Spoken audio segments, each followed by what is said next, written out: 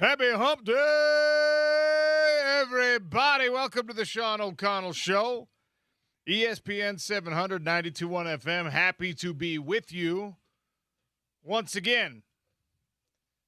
Fun show lined up. We will be giving you updates of the Portugal DRC game throughout Democratic Republic of the Congo, taking on Cristiano Ronaldo and Portugal. They're announcing the starting lineups now. That will be first kick momentarily. Look, you know I'm not the biggest soccer guy in the world, but holy cow did the World Cup yesterday deliver one of the things that, it makes you realize there are very few things like it on the sporting landscape. Erling Haaland, who is one of the biggest stars in the world, scored 2 goals for Norway yesterday.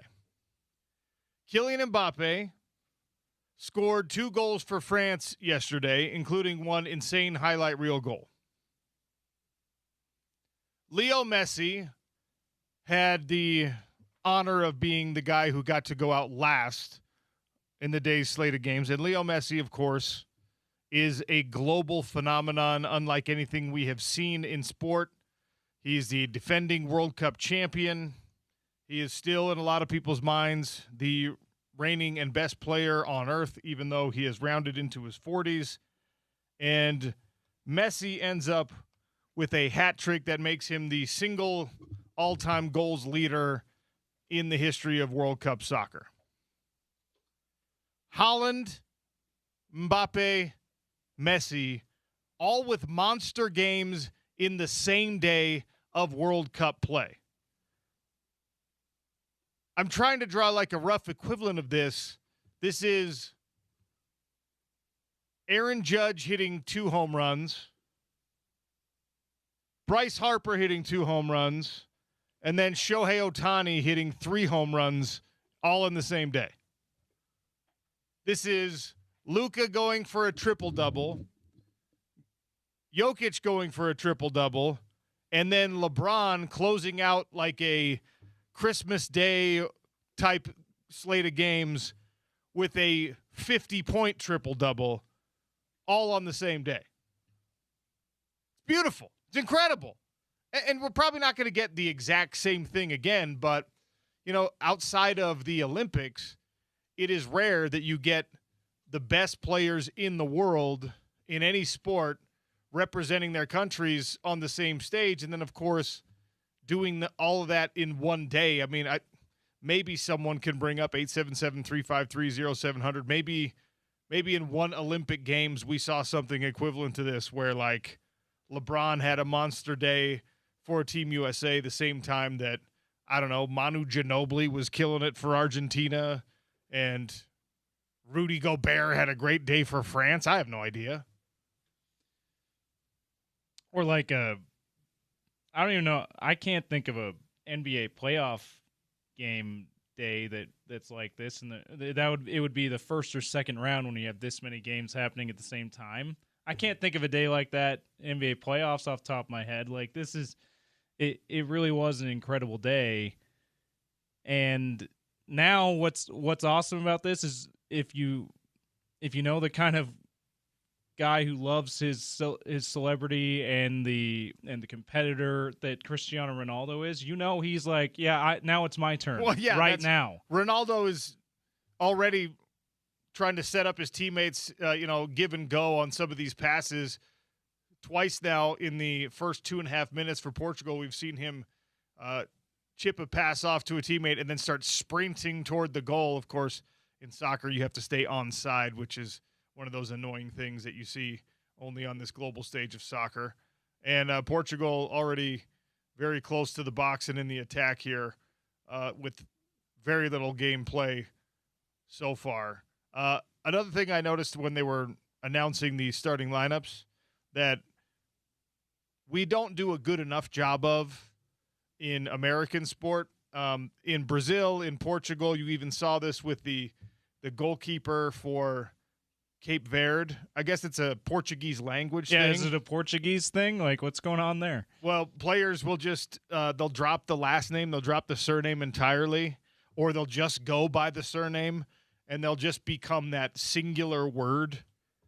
Like Cristiano Ronaldo is like the fourth famous Ronaldo we've had in soccer. There was, of course, originally just Ronaldo, Yeah, right?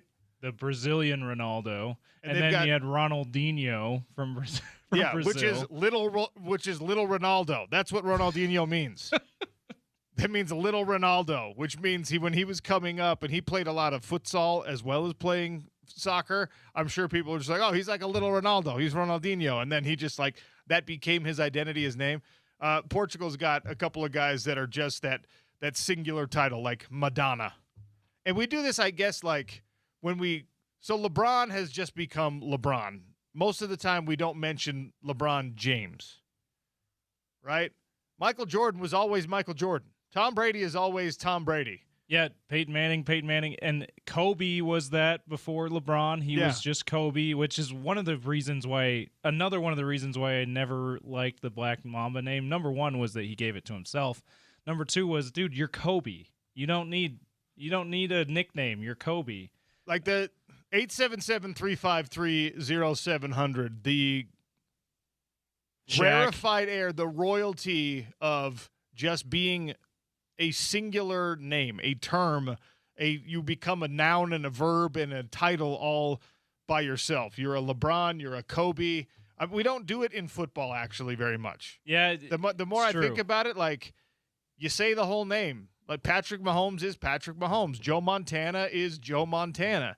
Steve Young is Steve Young. Brett Favre. Yeah. Joe Namath. You go back through like all of them.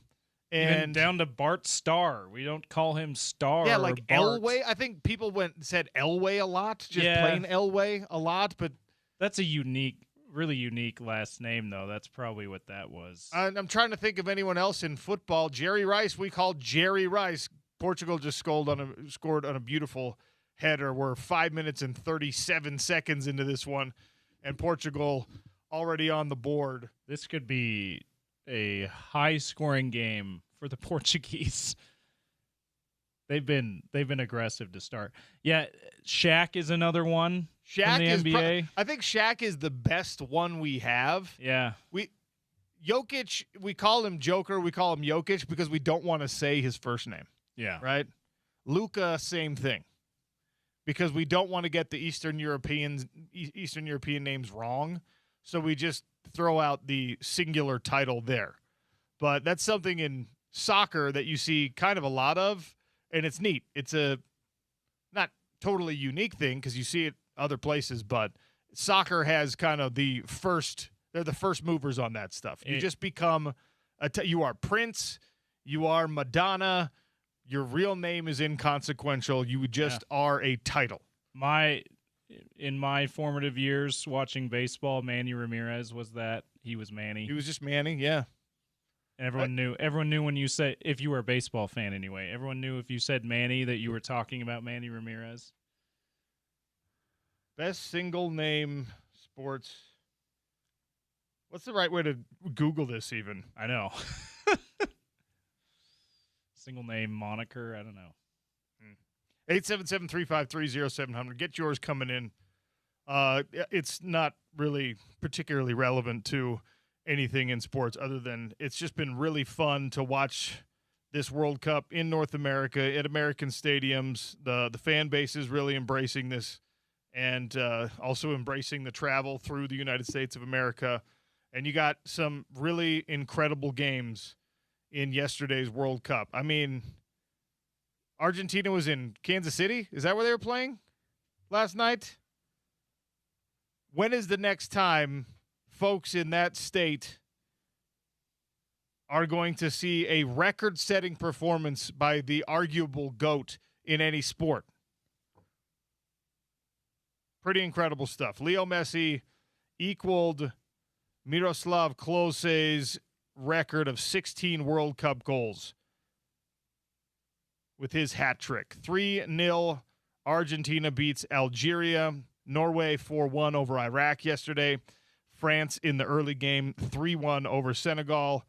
And it was 2 for Mbappe, it was 2 for Erling Haaland, and it was 3 for Lionel Messi. Your move, Cristiano Ronaldo. Let's see what you got. You're not playing against Al Nassr opponents today. I honestly don't know if DRC is much better. And in a heartbreaking loss for me in Jordan's opener, 3-1 loss to Austria last night. I'm annoyed. I'm annoyed at this. It might be an airing of grievance for me on Friday, but they played at 10 p.m. last night, which of course I know is midnight on the East Coast, which is today. But on ESPN.com, it shows you in the time zone you're at. For some reason, it showed it on today's schedule. So we have they played last night, but they're part of today's slate for some reason. So that's whatever. I guess because the game went final today? I think it's because it's midnight start on the East Coast. But again, that is inconsequential to the rest of the site, the way the site works here. Why? Why are they playing these games so late? I guess they're just trying to get as many group stage games in as possible every day. But yeah, like they could have started France at 11 instead of 1 o'clock yesterday. At 1. Yeah, that doesn't make any sense. I guess if I'm a player, I'm more of a night owl than I am a morning person. So if I'm a player, I probably prefer to have the 10 p.m. Mountain Time start rather than the midnight Eastern Time start. I probably prefer that over being up really early in the morning. But I think a lot of athletes are the opposite. There's a lot of guys who are up at 5 a.m. working out, getting that stuff out of their day, and then just going about their life. I'm not sure whether this is a player-led kind of scheduling thing or whether it were television windows and sponsors, which, let's be honest, that's usually what is the most influential thing in all of sports these days. I just confirmed.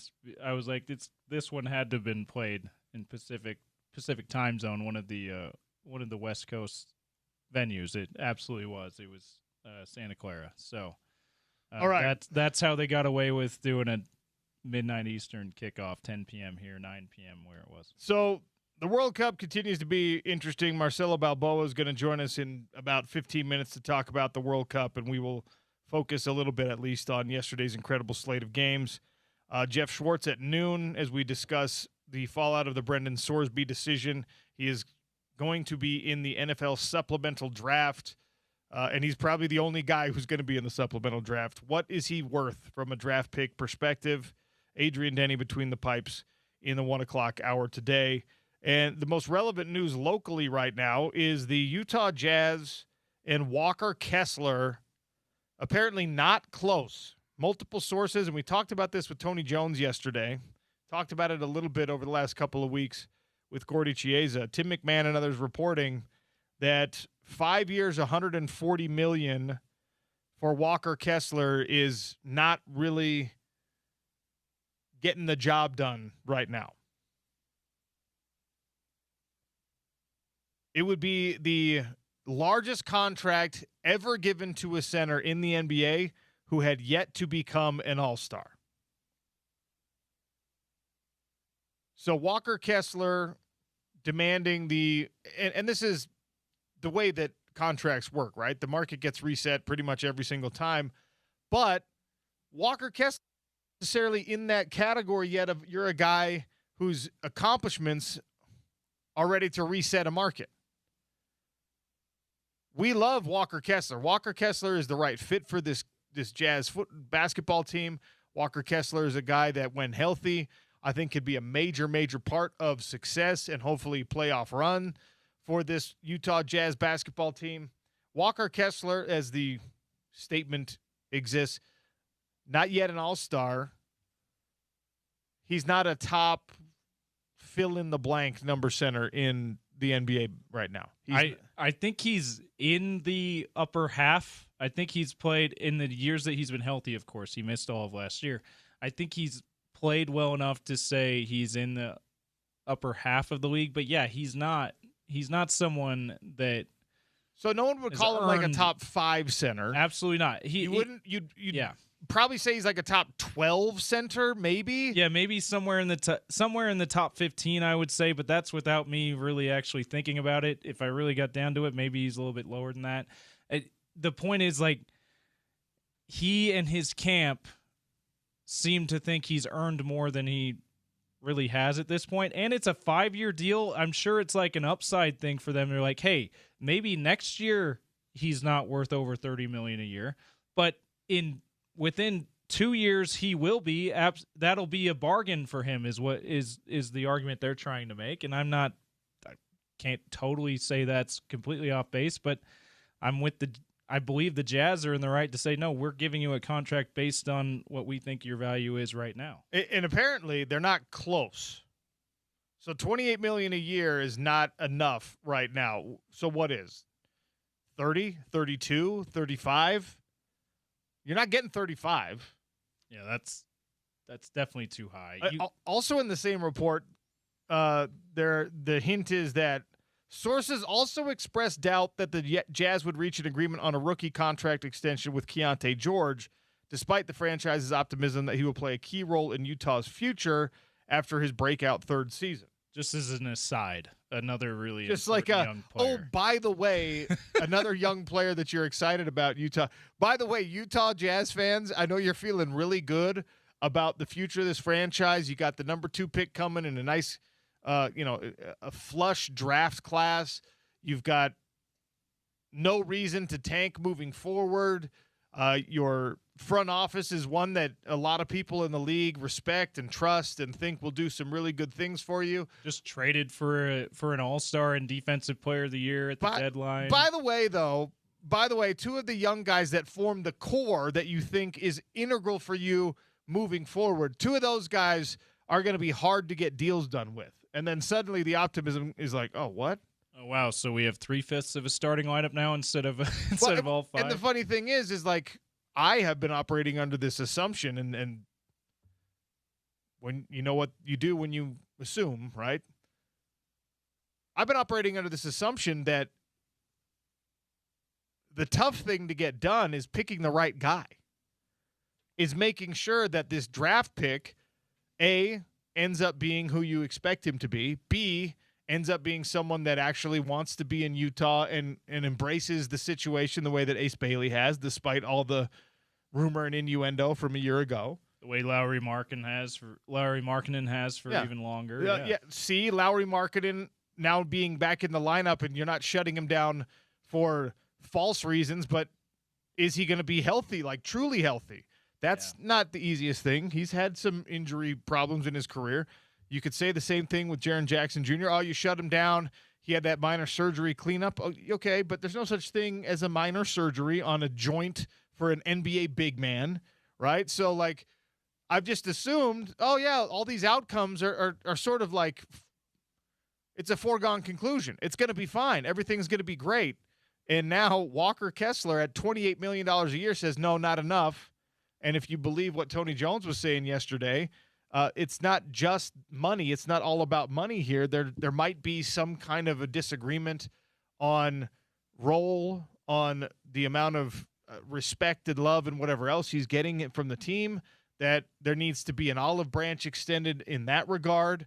Whether or not he was prioritized correctly when it came to some of these contract discussions and the amount of communication with the trade of Jaren Jackson Jr. coming in. I mean, there's all these different things that NBA basketball players care about, and part of your job as a coach and general manager and really anyone in the team environment is we got to know what's important to this guy.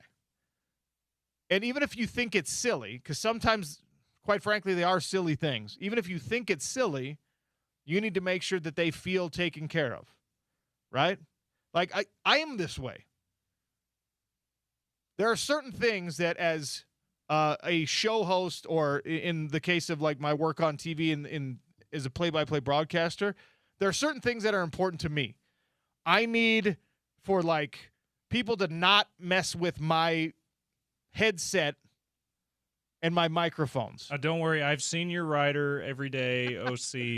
You don't need to tell me that you have your high maintenance. It doesn't really apply. It doesn't really apply in radio so much, but like there's this thing where you get your audio engineer and you've got the board in front of you, right? And they're coming along and they're always like beep, beep, and I'm like, I have it how I want it. Don't touch it. Leave it alone.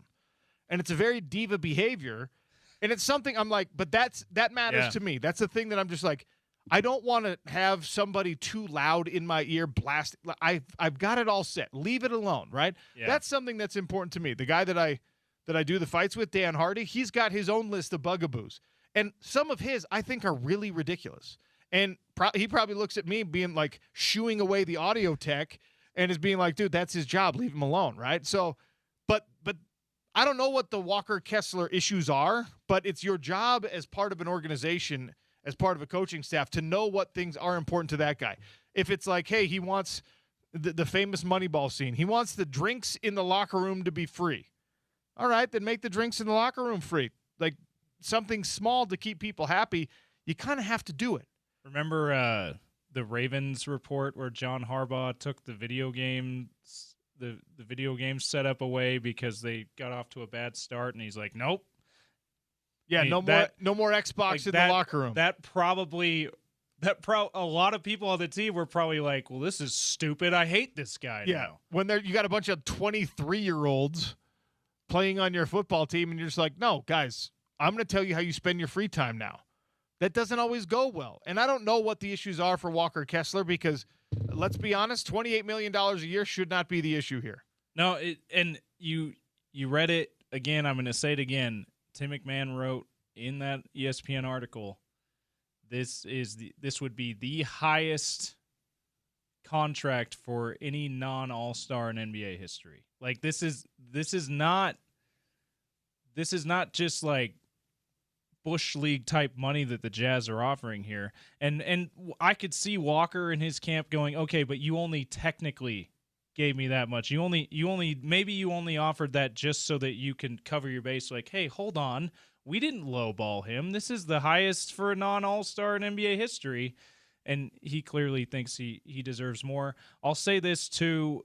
I don't know I don't know the situation with his representatives specifically, but something we have to keep in mind, particularly with the money thing, is this is not always player driven where you come out and say, well, they're irked with the amount of money. Their agents might be irked with the amount of money, and the players, and they're the ones driving everything. And the player, if they're by themselves, might be like, you know what, $28 million, I would take that. But his representatives are saying, no, you need 35. You're right. It absolutely that could be at play posturing here. But I'm looking at the guys who make more than that average annual value that play the position of center. And one of the luxuries you have with Walker Kessler is he is not a tweener. He is not some guy that you're just like, well, you're paying him for his three-point shooting as well as being a defensive presence and a rebounder, right? That can, in my opinion, that can really convolute contract value discussions when guys are a little bit more positionless. But here are the centers that are making more money than Walker Kessler. More than the $28 million would more be than anyway. the average annual value, yes. So Rudy Gobert makes $35 million for the Minnesota Timberwolves. There is no world in which you can make an argument that you deserve the same money as Rudy Gobert. Similar player though, like Walker. But one is a multiple-time defensive player of the year. But that's the guy that Walker and his camp are like, I could be that guy, So that's who they're probably trying to compare to. Now, and I won't disagree with that. You could be that guy. So far, you are not that guy, and you're coming off a season-long injury rest. Okay? So, in an ideal world, you are Rudy Gobert. I am not going to bet the extra $7 million per year over the course of 5 years, so $35 million total. I'm not going to bet $35 million against my salary cap that you become Rudy Gobert. I'm not going to do that. Rudy is a generationally great defensive player. I am not going to make that bet if I'm the Jazz front office, not when we have Keontae George we have to keep happy, not when we have potentially a rookie superstar that 5 years from now you're going to have to back up a Brinks truck for. You got like $90 million tied up next season alone in Lauri Markkanen and Jaren Jackson Jr. too. So this is all of a sudden not a cheap payroll. Alperen Şengün is making just under $34 million a year as a center. And his game and Walker's game are different. Much different, yeah. But Alperen Şengün makes $34 million a year. Do the Utah Jazz look at it and say, yeah, we should pay this kid the same the Rockets pay Alperen Şengün? I think probably no. Yeah, Şengün is, I think he's a 2-time All-Star now. Like, he is a level above you in accolades, and a lot of people would say as a player in general. And this, I think, now we get into an area where I think Walker and his camp have a case. If we're doing the comparatives, and unfortunately that's what you do when you have an agent or you have agents representing you and they say, if that guy makes this, my guy makes this. The Dallas Cowboys are dealing with this right now with their wide receiving core, right? If Kristaps Porzingis makes $31 million a year, why doesn't my guy make something close to that? Now you start to have a case for yourself. And this next one is the one I think that is kind of the best comparison and probably the best benchmark for Walker Kessler. Isaiah Hartenstein makes $28.5 million a year for the Oklahoma City Thunder. He's better than Hartenstein. And if Walker Kessler is better than Hartenstein, and you can make a case that Walker Kessler will be more important to what the Utah Jazz are trying to do than Isaiah Hartenstein is to the Oklahoma City Thunder, where Hartenstein, look, love the guy, know his wife. I think Isaiah Hartenstein is the 5th best player in their starting lineup. And he's kind of a fringe starter too. He's like, depending on the situation, he's a starter or he's a 6th, 7th man. So yeah. So maybe that is where the impasse is. Maybe that's the hill you're going to die on as the representation of Walker Kessler, or for Walker Kessler himself. I'm better than that, dude. And he's playing for a team that has an MVP on it. I don't have that to make me look good. Yeah. So give me at least more than that guy. I could very much see and feel justified if I'm Walker Kessler in digging my heels in there, in letting that be the impasse. And I don't know, again, I don't know enough about Walker's personal feelings to know whether or not he views his role that way, whether he views his value that way. It could just be, look, man, I'm Rudy Gobert. You got to pay me like Rudy Gobert. I'm going to be Rudy Gobert for you. You got to pay me like that.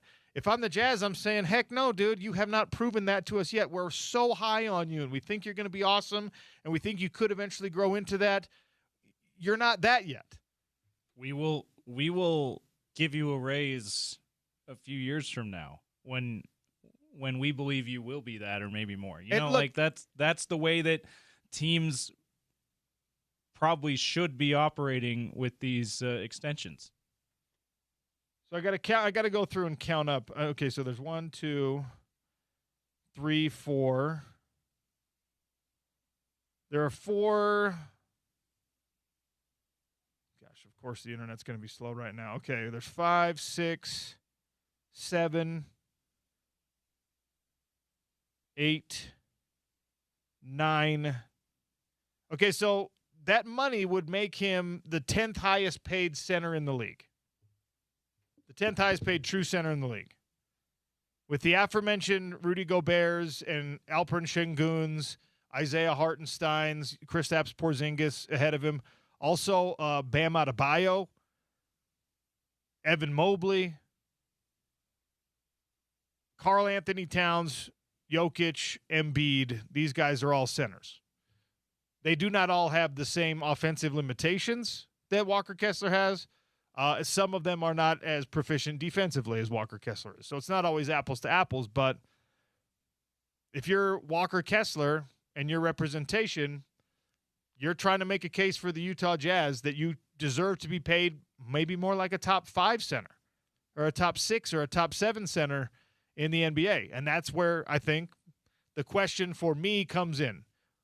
If I'm ranking the centers in the NBA, and you can't do it based on their game because it depends on fit and things like that, but which centers are more valuable to their team's efforts than Walker Kessler is to the Utah Jazz? And in that case, if we're going like an MVP to your franchise kind of a ranking, maybe he is a top 5 or top 6 center in the NBA. The report is that 5 years, $140 million is not going to get it done for the Utah Jazz and a Walker Kessler extension. That is $28 million a year on average. That puts him right below Isaiah Hartenstein of Oklahoma City for the average annual contract value. And if I'm a betting man, that is where the conflict lies. You got to pay me more than that dude at least. You got to pay me more than Porzingis at least. Lots left to get to on the show today, but we're going to take a break here and we're going to talk a little World Cup. Marcelo Balboa, former member of the U.S. men's national team, joins us to talk World Cup action. Portugal up on Democratic Republic of Congo 1-0, just under 30 minutes into this game. It's the Sean O'Connell Show on ESPN 700, 92.1 FM.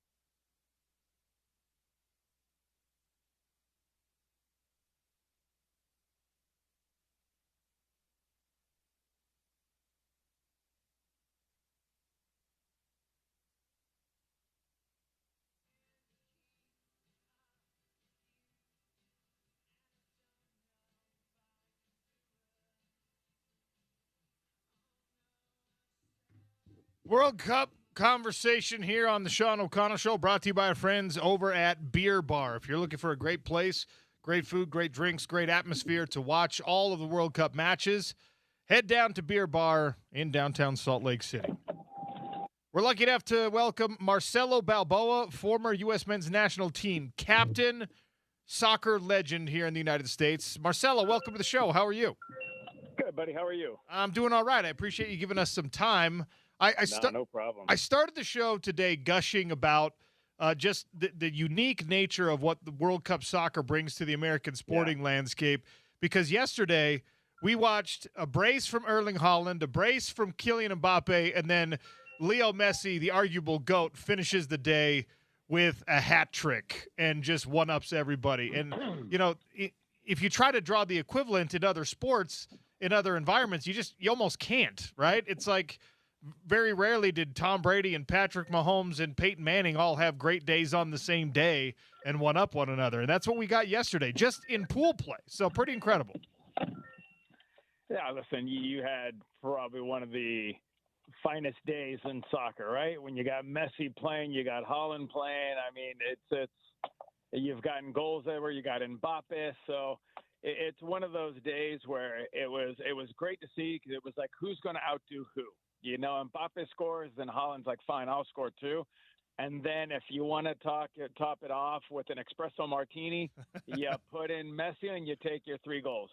A hat trick that draws him even with the all-time record, which I guess makes us assume that he will leave this World Cup as the singular holder of the World Cup goals record. And, you know, we have been discussing this. It's probably, I don't want to make any assumptions, but it's probably the final World Cup for Leo Messi. When he is not here 4 years from now, what are we going to be saying about, you know, filling that void?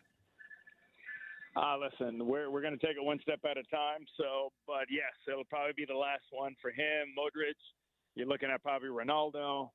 So, you know what I mean? It's an end of a wonderful generation. But in 4 years from now, we're going to wonder who's going to step up and be this next leader, who's going to step up and be the showman, who's going to lead this next generation of athletes into that era. Because, listen, you know how blessed we've been? We are blessed enough to have been with Ronaldo and Messi and Modric. I mean, you can keep going down the list, and Lewandowski. So it'll be interesting to see the next World Cup who takes the rings of this horse. I want to talk U.S. men's national team. Obviously, you were a captain on this team and represented the country well.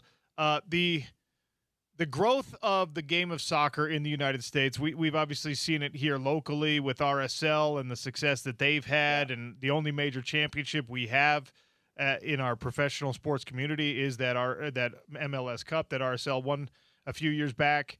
Yeah. And should we use whatever U.S. men's national team does in this World Cup with this golden generation, as they've been called, should we use that as a measuring stick of just how much the game has grown in the United States? Listen, I don't think we can measure it by this or by that. I think you look at the growth of what MLS has been with new stadiums, state-of-the-art facilities. I think that's where we're going to judge. The fact that a guy who everybody says is the GOAT, but he's playing in Major League Soccer, the competition isn't great. Well, he scored 3 goals yesterday at the highest level possible in the World Cup. So you've got more than 40 players representing MLS. And even more because you've got former players who have left the MLS and got sold and are playing for their country. So the measuring stick is our own. We measure it, how we build it, how it's growing, how the fans show up to the stadiums. I think that's how we're going to measure where we're moving. But that stick is moving quite nicely. And I think everybody's starting to open their eyes up a little bit about where our sport is. So a very strong start to this tournament for the U.S. men's national team with an impressive win against Paraguay. And for the average soccer fan, the casual soccer fan, it's maybe a little bit difficult to level set how meaningful that win is, because most of us don't know how good Paraguay is, like how well we should regard the competition. But, I mean, 4-1's 4-1. So help me out with that. How good was this Paraguay team that U.S. beat? It doesn't matter. How good was the U.S.? That's the key. Sure. The U.S. didn't allow them to do anything. They pressed them. They repressed them. They made them feel uncomfortable. They never let them get into the game. So I think that's what we're looking at. Paraguay, listen, they qualified out of Common Bowl. That's always a tough area because you're playing Argentina, Brazil, Colombia, Ecuador. So it's a good team. The U.S. just came out, and you know what? They showed the aggression we wanted to see. They showed the grit. They showed the mentality.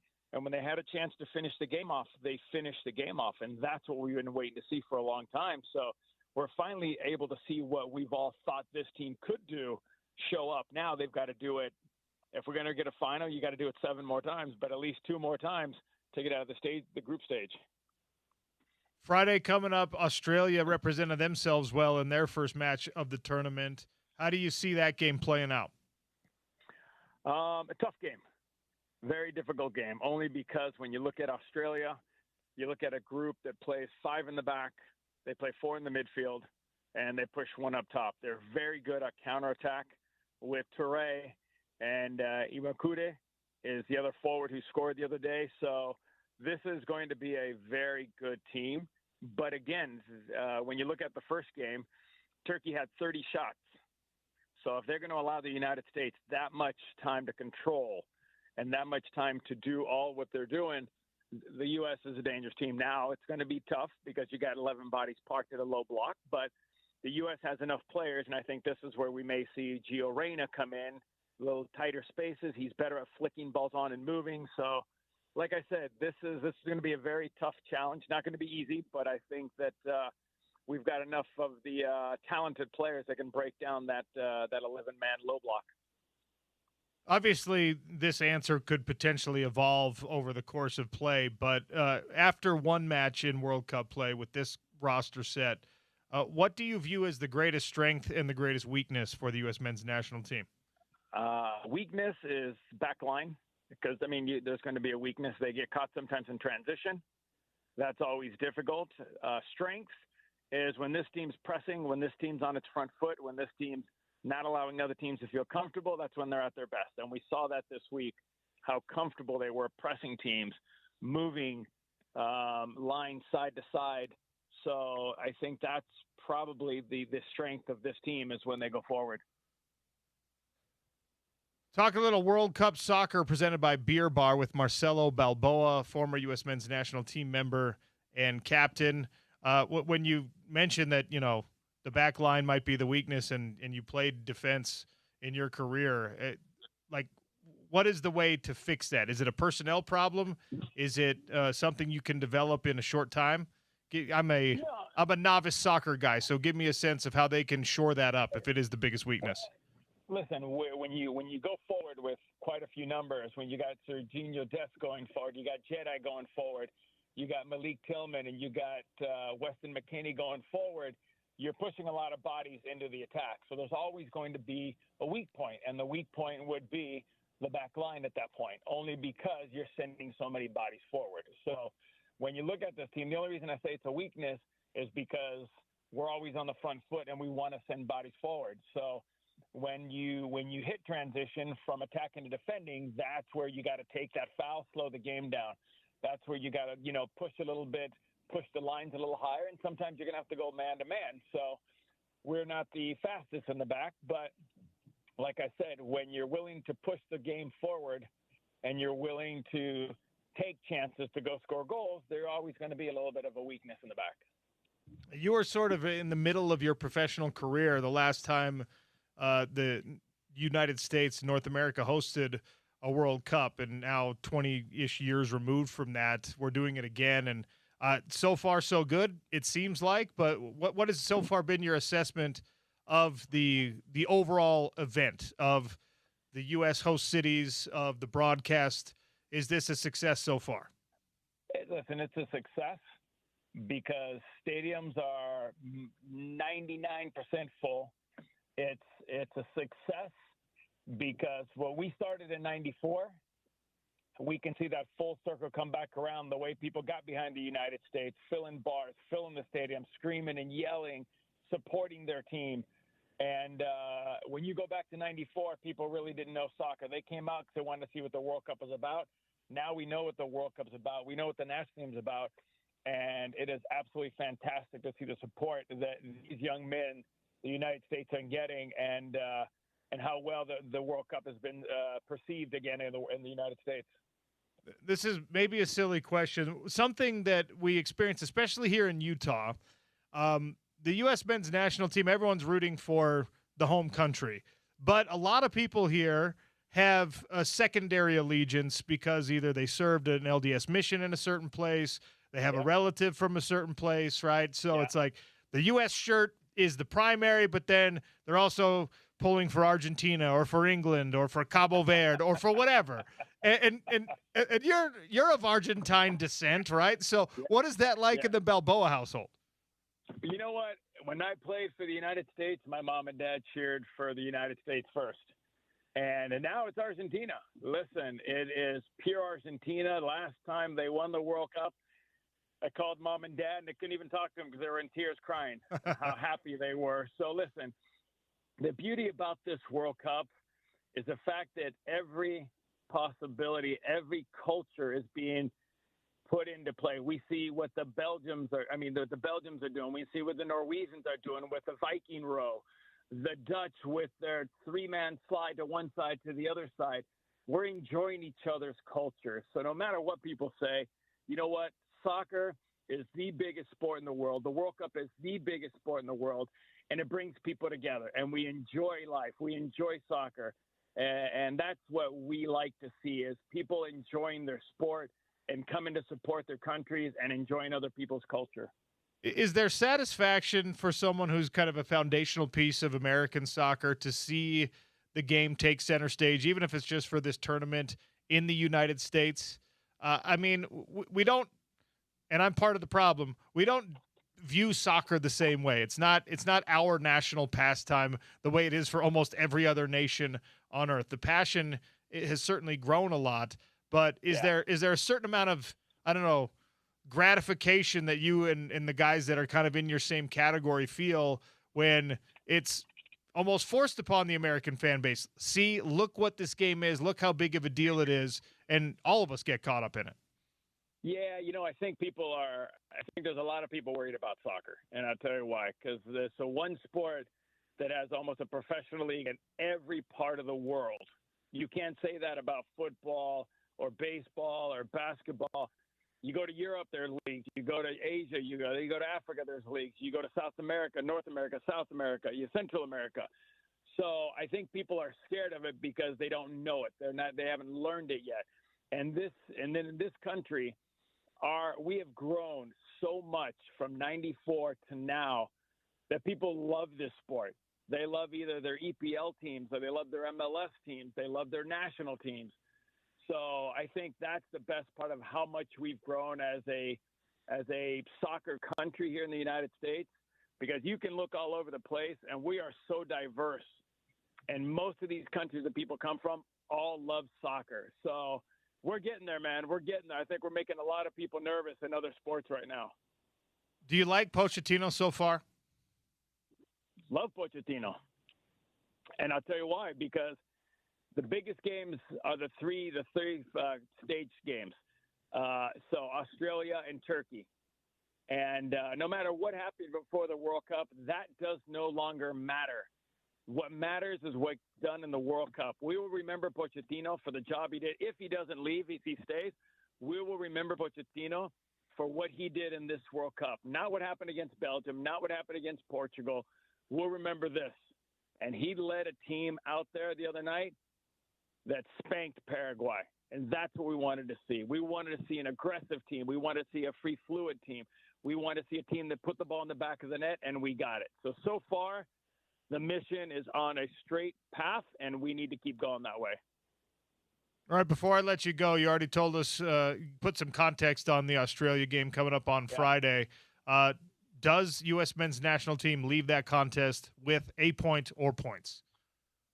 It's going to be difficult. I think they can leave with 3 points, and if they do that and the other results are right, we're already through into the next round with an opportunity to win the group. So I do believe the U.S. will win this game. It will not be easy. It'll be a bloodbath because both teams are very aggressive and physical. but I think the U.S. pulls out the 3 points. Appreciate you giving us some time today, Marcelo. Enjoy the rest of this tournament, and we'll chat again soon. You got it, buddy. Take care, man.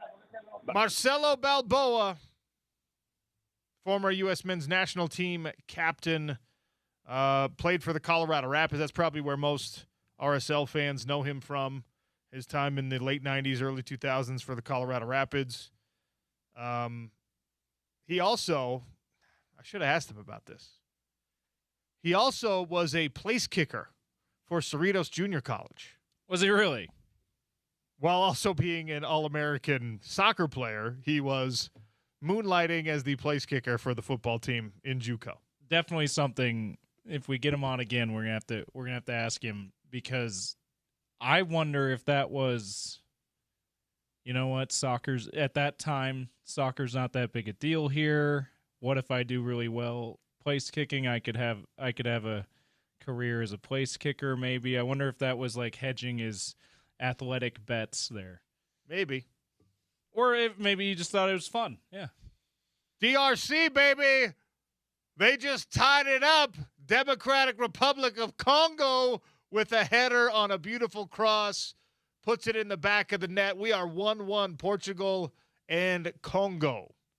And the Congo faithful are going nuts in the stadium. I believe this one's in Houston, if I'm not mistaken. They're going nuts in the stadium. The players doing a little dance there. You love, like, goals in soccer. If you're a soccer fan, they are the thing, right? It's even better at the World Cup. You love to see, and especially underdog nations like that, when you score, it's like the greatest thing that ever happened in the history of the world. You love that. So one of our great fighters in the PFL, his parents are from Congo, and they are one of the coolest families you could ever meet. I wish I was at their watch party right now, because I just know they're going absolutely insane. It's a beautiful header. They're showing the replay, one of those classic, like, get the ball on get your head to the ball and then whip it towards the goal kind of thing. Like, incredible goal for Congo. Really incredible stuff. 1-1 World Cup soccer. It's underway. and it's halftime now. So that was quite almost literally at the buzzer, at the halftime buzzer. You love that. Big thanks to Marcelo Balboa for joining us. Big thanks to Beer Bar for making it possible. 200 South, 161 East. They've got drink and food specials going on for the entire World Cup tournament. Get over there. All right, we're not going to spend a ton of time on this today, but it's a hot lunch topic. There's a social media post out there for, I think it was Neil Pau, who is now doing some wide receiver training for high schoolers, for people that are trying to get better at that particular craft, that shows Parker Kingston practicing, working out this week at the BYU indoor facility. And it stirred up a lot of that. Well, it stirred up a lot of reaction, as one might expect, given the context of where he's at in his status with BYU, expelled from school, off the football team, and, of course, awaiting trial in St. George. So I want to talk about that briefly, because I think it is meaningful that he's there on campus. Sean O'Connell Show on ESPN 700, 92.1 FM.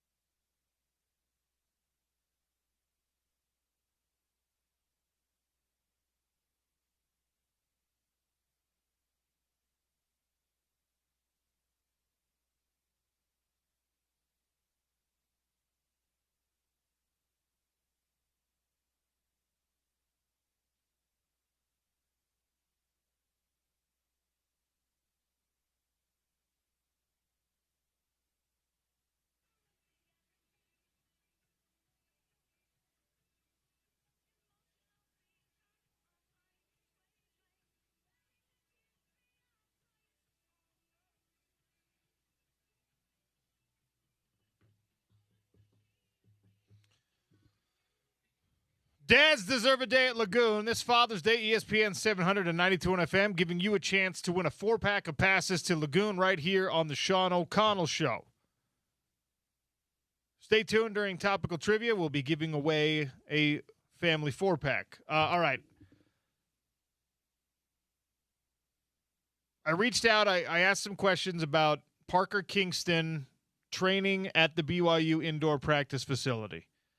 It was with a third party, all right? Neil Pa'u does third-party training. He rents the facility, and so that might matter to you, right, that he's not there in any kind of even semi-official capacity with the BYU football team or any BYU football players, active BYU football players organizing these things as like the voluntary workouts. It was not one of those. It was during, for lack of a better term, private time, rented time at the facility.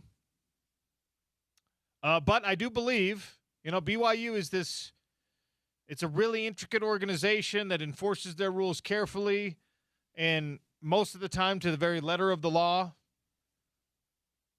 Parker Kingston's trial was delayed. It was supposed to be back in May. It is delayed until July 6th. There have been several motions to dismiss certain testimonies and certain amount of evidence. There's not a plea deal being reached. And the prosecution, so the legal team for the young woman who is accused, Parker Kingston, has asked for the judge to be recused and disqualified from the proceedings because they feel like that judge is giving Parker Kingston preferential treatment because he is an athlete or because he was a student athlete. It does not, if you're reading tea leaves and if you're talking to people who exist in this, trial law world, some of the things that we're seeing, and again, this is not the opinions of ESPN 700. Some of the things that we are seeing indicate that there might not be a ton of confidence from the prosecution side that they're going to get the outcome that they're looking for. Of course, the trial is the only thing that's going to determine that.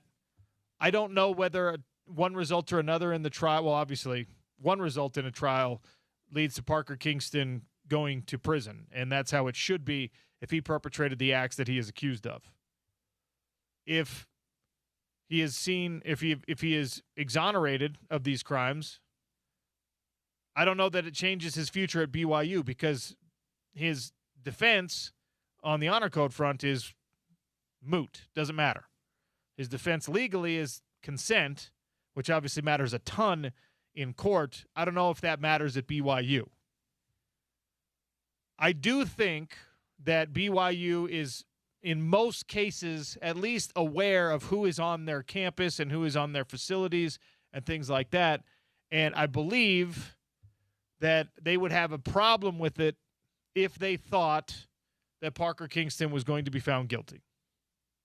Again, I don't speak for anybody at BYU, but knowing what I know about that program, the people around that program, if they believe that Parker Kingston was guilty of these crimes, he would not be on campus working out.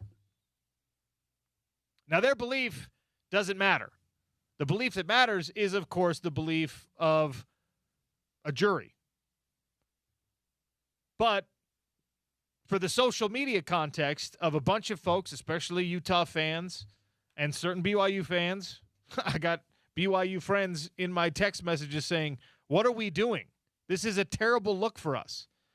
And absolutely it is if the trial goes against Parker Kingston.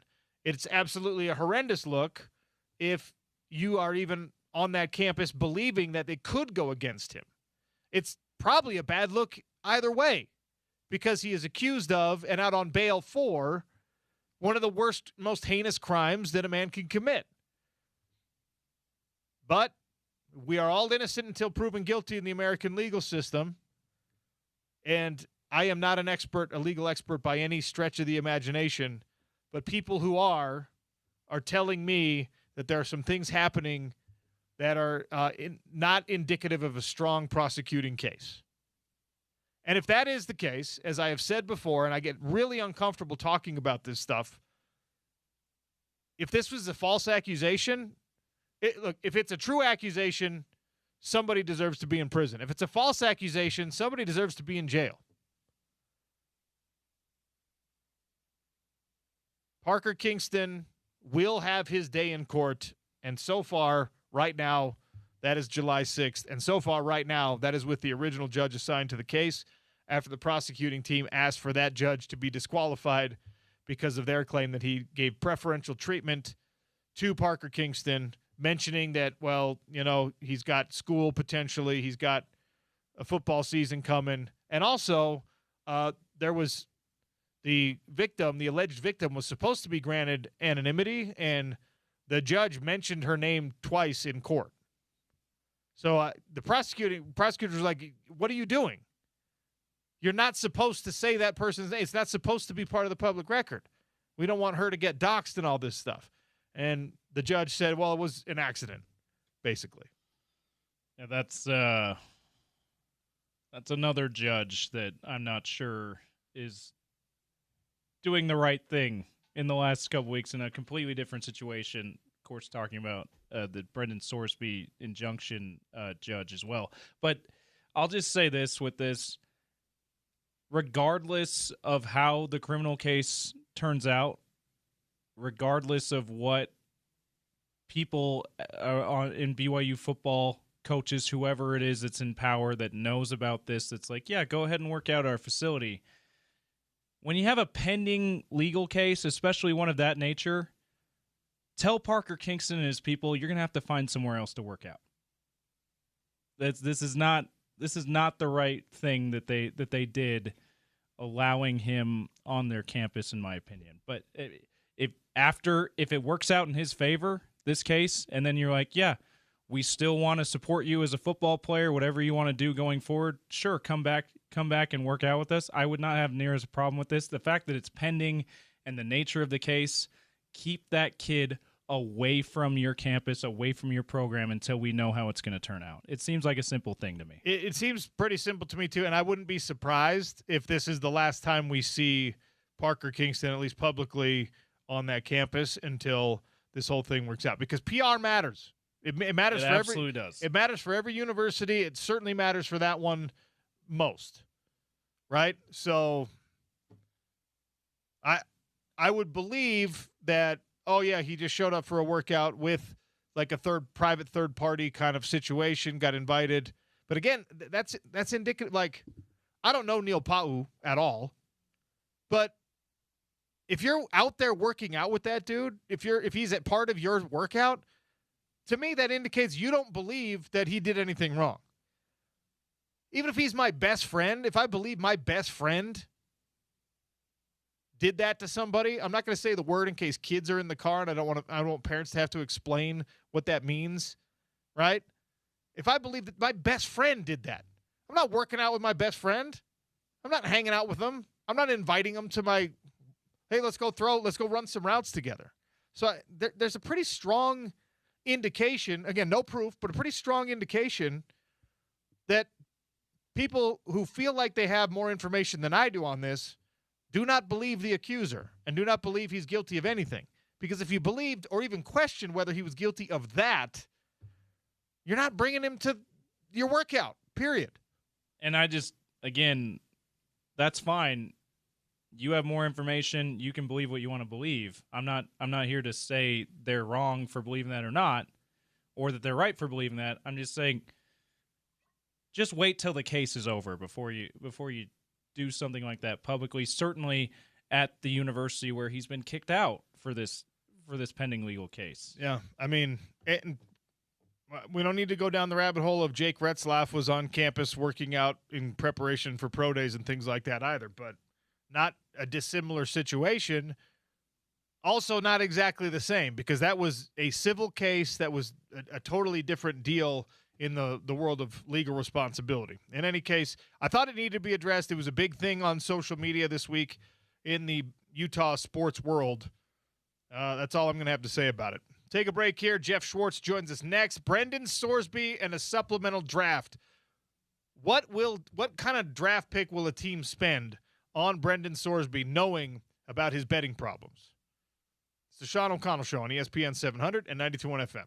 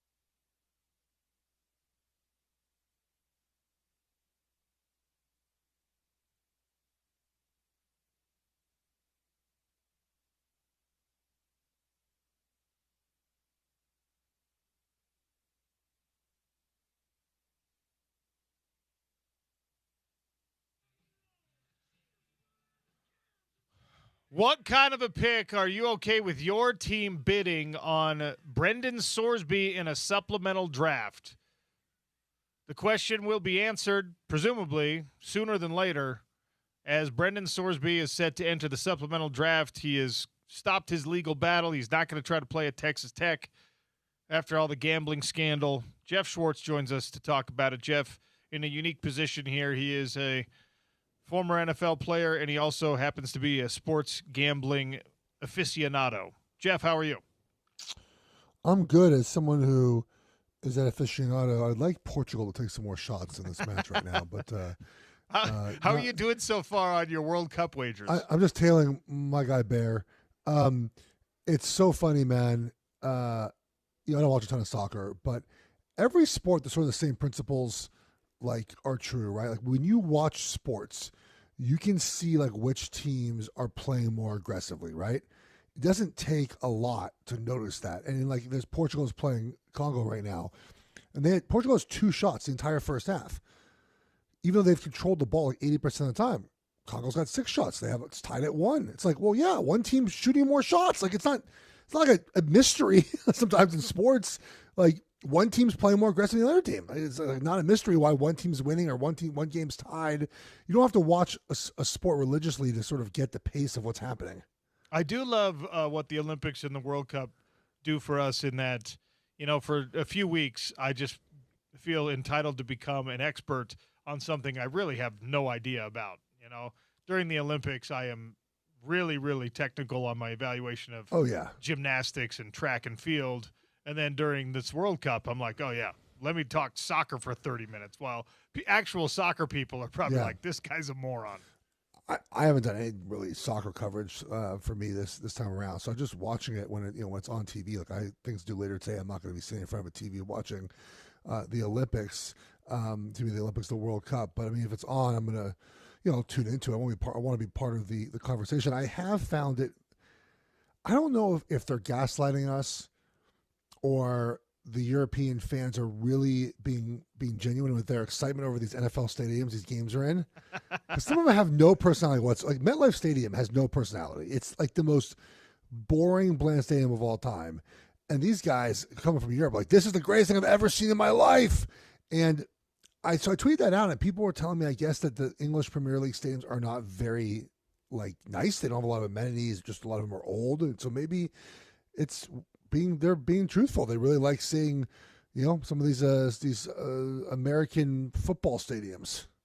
Well, I think that it depends on what country we're talking about, but some of those European football stadiums, European soccer stadiums, they're just old. There's one that's in a neighborhood. I know, I've seen that one. Yeah, so, and that's what promotion and relegation does. You can have it a top-level team that's playing in a junior college stadium, effectively. So I'm telling you, we got to do the relegation in college football. Can you imagine? We talked about that when we did our show together. Yes. It's not possible because no one would agree to it, but, man, it would be awesome. If the stakes were that high for teams at the bottom of the SEC or that high for teams at the top of the Sun Belt Conference, it would just be so fascinating. It would be, imagine week 12, and it's you have this game where you have 2 teams. Let me see here in the SEC from last year. What if you had it would be South Carolina, Arkansas, right? And they're playing each other at the end of the year, and the loser has to go to the Conference USA for a year. It would be and James Madison is in the SEC this year. Yeah, it would be incredible. It would just be incredible action. We'd love it very much. I think it was Mauricio Pochettino, who's the U.S. men's national team coach, who was talking about that, said that because you don't have promotion and relegation in American sports, you just fire coaches instead because the stakes, that's where the stakes are. It's do you get to keep your job or not? And I thought that was an interesting observation from someone who obviously has a much different perspective. The fact that you should know the coach's name, I have no idea. I know his name because I have 2 very, very strong grievances against him. Oh. And we'll air those on Friday in the airing of grievances on the show. But one of them, the most important one, is because he left our local guy. He left the Moon Man, Diego Luna from Real Salt Lake. He left him off the roster. Wait, you have an airing of grievances segment? Yeah, on Fridays. Oh, I feel like that's right up my alley. It's dude. Like that you know would what? be like We might call you. It's 1:30 every Friday. We might call you on a Friday and just be like, "Hey, we haven't got a lot from the listeners. What's your grievance you want to air today?" Where to begin? just I have an airing of many grievances. Could begin at any point. Yeah, and be not. I feel again like more and more every day like Larry David. Just everything around me. You are just hate everything around me. You are like the gigantic Larry David for sure. I'm trying to get Meredith to watch Curb, and she won't do it. And I'm like, why not? Like what? Well, she's already married to Curb Your Enthusiasm. She doesn't need to watch it. But I'm like, I feel like Meredith would resonate very much with Susie. I feel like that would be like her. Like she resonated very much with Susie. That's not a flattering comparison for your lovely I'm not wife. comparing them per se, but I feel like her Susie's sort of FU attitude would mesh very well with my wife. By the way, the PFL officially announced the Charlotte card today, August 7th. Oh, the Charlotte card today. Oh man, who we carding up here? Yeah. Let's see. I gotta take a look here. Brian PFL. Battle or Dalton Rasta, who you got in the main event? I'll tell you what. I'll tell you what, man. For those who are maybe are like, I don't really do MMA, and I don't watch. Like I don't watch UFC. I didn't watch this weekend. I just have never had much interest in it. But I'll tell you what, that was so much fun. Like if you can go in person, it just was like it was. I just didn't know what to expect, and it was like when it started getting going because the fights just happened one after. I thought there would be like a break between them. It's like nope, they just keep rolling through. And it just goes and goes and goes and goes. It was so much fun, dude. I can't wait to go again. Well, I'm excited to come down and hang out. The task at hand, the matter at hand here is, as Portugal just had a goal called back for offside, it looks like. Brendan Sorsby, after that 2-week saga of Texas Tech versus the world, has just waved the white flag and said, "All right, fine. I'm not going to do this. I'm going to go into the NFL supplemental draft." And that's part of the reason I wanted to bring you on because the supplemental draft is like, it's kind of convoluted. It's a little bit weird compared to the regular draft, right? Where the teams get sorted into these 3 buckets and then the order from those 3 buckets is pulled randomly. But ultimately, everyone gets a chance to bid a future draft pick on Brendan Sorsby. What is the price, do you think, in this supplemental draft to get Brendan Sorsby? Because next year he was probably going to be a first-round draft pick. So I think so. You have to think about it this way, right? So when you bid on him this year, you give up that pick next year, right? Correct. So you have to figure that just from like the base level, like it's a big quarterback draft, right? Next season, and if you're a team, are you willing to give up a first this year to give up your first next year, right? Like you don't know how good you're going to be this year. You don't know where you're going to finish. You don't know if you want to trade that pick eventually. Like you just don't know any of these things, right? You don't know. You just have no idea, right? You don't know yet. So are you willing to give up a first? Is he that good of a player to give up a first round pick in the future for? But what makes this discussion so difficult is that he has this gambling addiction. We talked about this last week. I feel like it's interesting how the addiction sort of went away, right? Like Texas Tech was so vocal and like, guys, I don't know if he can play. Like he's got this addiction. Like we're gonna help him out. Now it's like, I guess he's going to the NFL. He'll suit up and play. He'll be fine. Which I think we talked about. Like clearly has an addiction, but it felt like they were using that as the crux for like why he shouldn't be punished at all. And now all of a sudden he's out of school and it's like, I guess he's fine now. He can go play in the NFL. Like it just never made sense to me how they used the addiction to try to get. It made sense, I just thought it was a wrong application of mental health, right, in the situation. And now all of a sudden he's fine.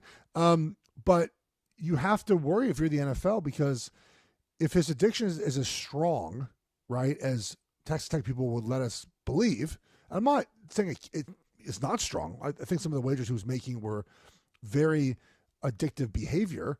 What if he does it in the NFL? He's banned for life in the NFL, right? Or at least banned a year, right? Yeah. Out for a year. So are you going to draft a guy with a high draft pick who might wager on the NFL, right? Who might have addiction so deep and so strong that he cost himself his NFL career? That's a huge role in this, right? There are going to be NFL owners, and this is a decision, by the way, that will be made at the ownership level, right? This is not a decision that will be made solely by the coach or general manager.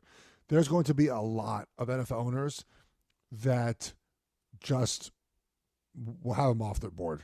We're not drafting him. Just not.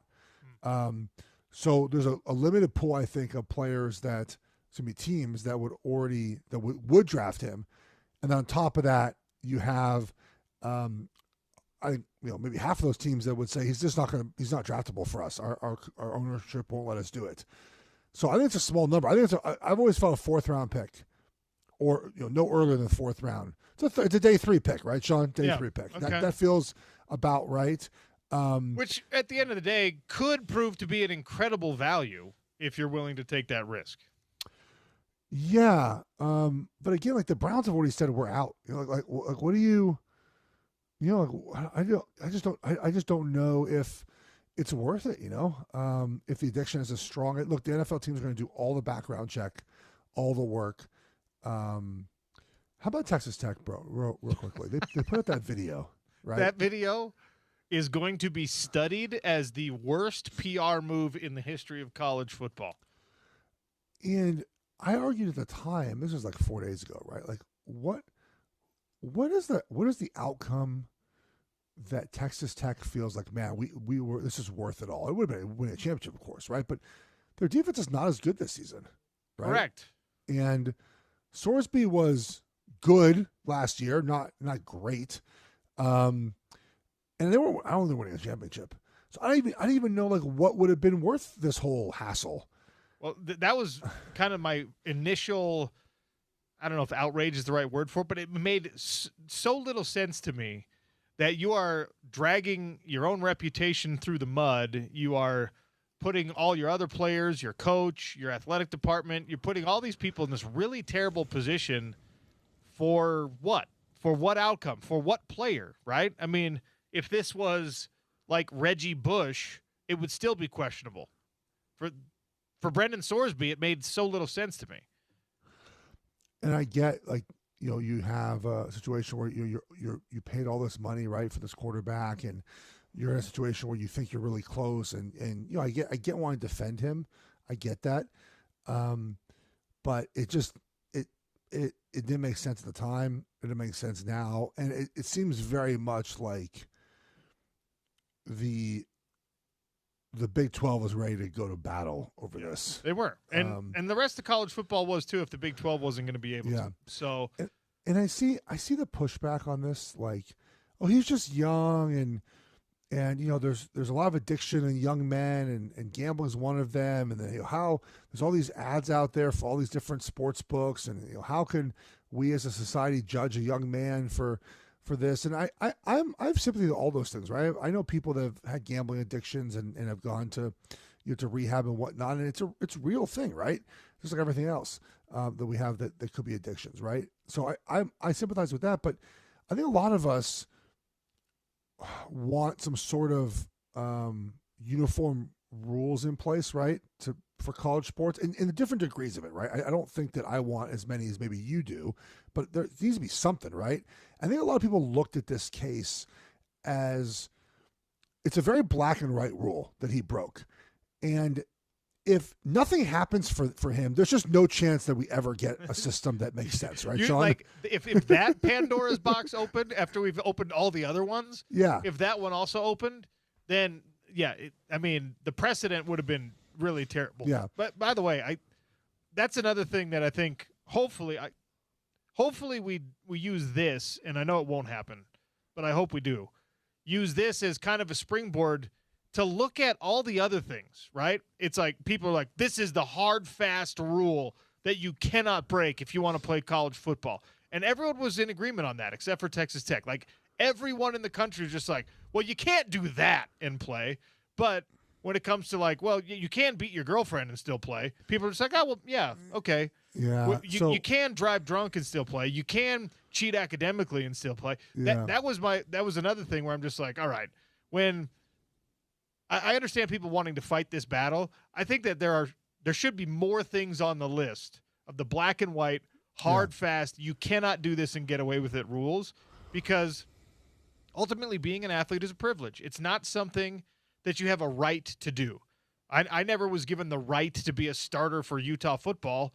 It's a privilege to be able to earn that, right? It's a special thing. And if you don't live up to the requirements of that special thing, you shouldn't get to do it. And I think the requirements should be more strict. Yeah. But gambling is the hill that everyone was willing to die on.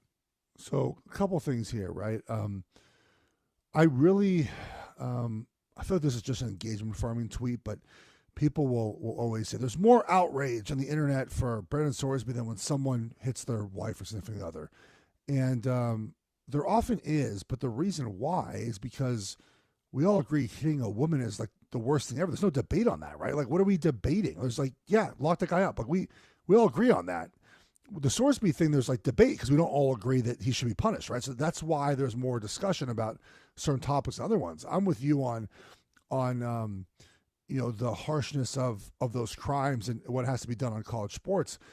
The reason why I think the NFL, let's use them for example, doesn't punish as harsh for domestic violence than gambling is because it's going to sound crude, but I think it's really the truth, is the NFL doesn't view domestic violence incidents as integrity of the game issues, right? It's integrity of the player, but of the game, it's not, right? They're nothing to do with Sundays, where the NFL views gambling very much as an issue that affects the potential for the games to be altered, right? And that's the NFL's thinking. I'm not saying it's right, but that's the way they feel about it. And I think it'd be really hard for college football that doesn't have a CBA, that doesn't have a union, to just legally say you can't play if you have a sexual assault on your record, or you can't play if you have this and that. I think it comes down to individual schools saying we're just not having you on our team if you do that. That's where it has to come from, right, Sean? And it has to come from the school saying no, you're out, you're done. So, and some do, some don't. But I think it's got to come down to the schools. If but that's kind of my point. That's something that we should all agree on. I agree. I agree with you on that.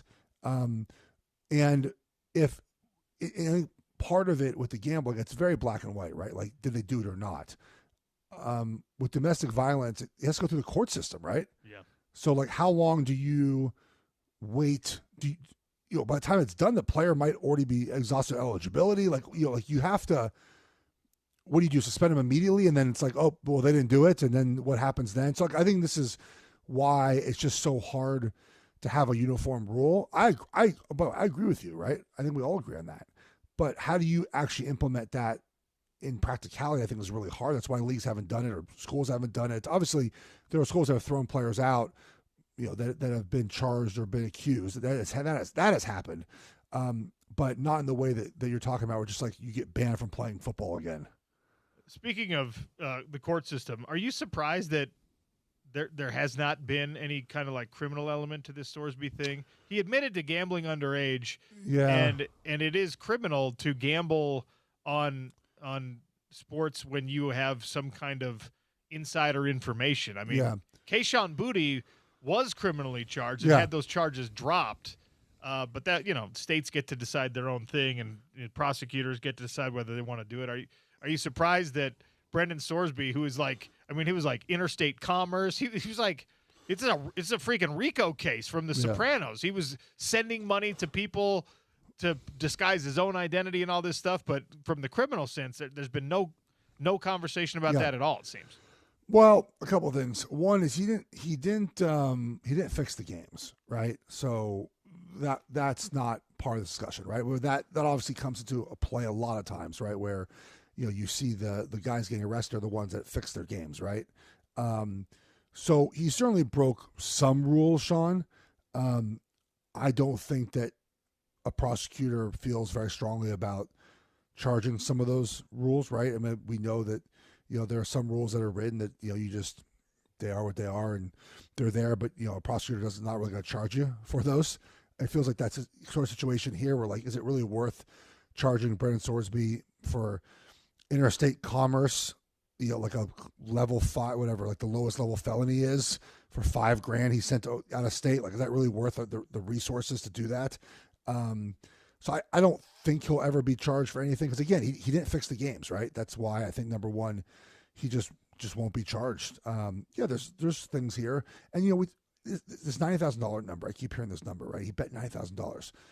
So that doesn't mean that he took $9,000 out of his account and put it into a gambling account and lost it all. That just means he gambled, you know, $9,000 in total. Yes.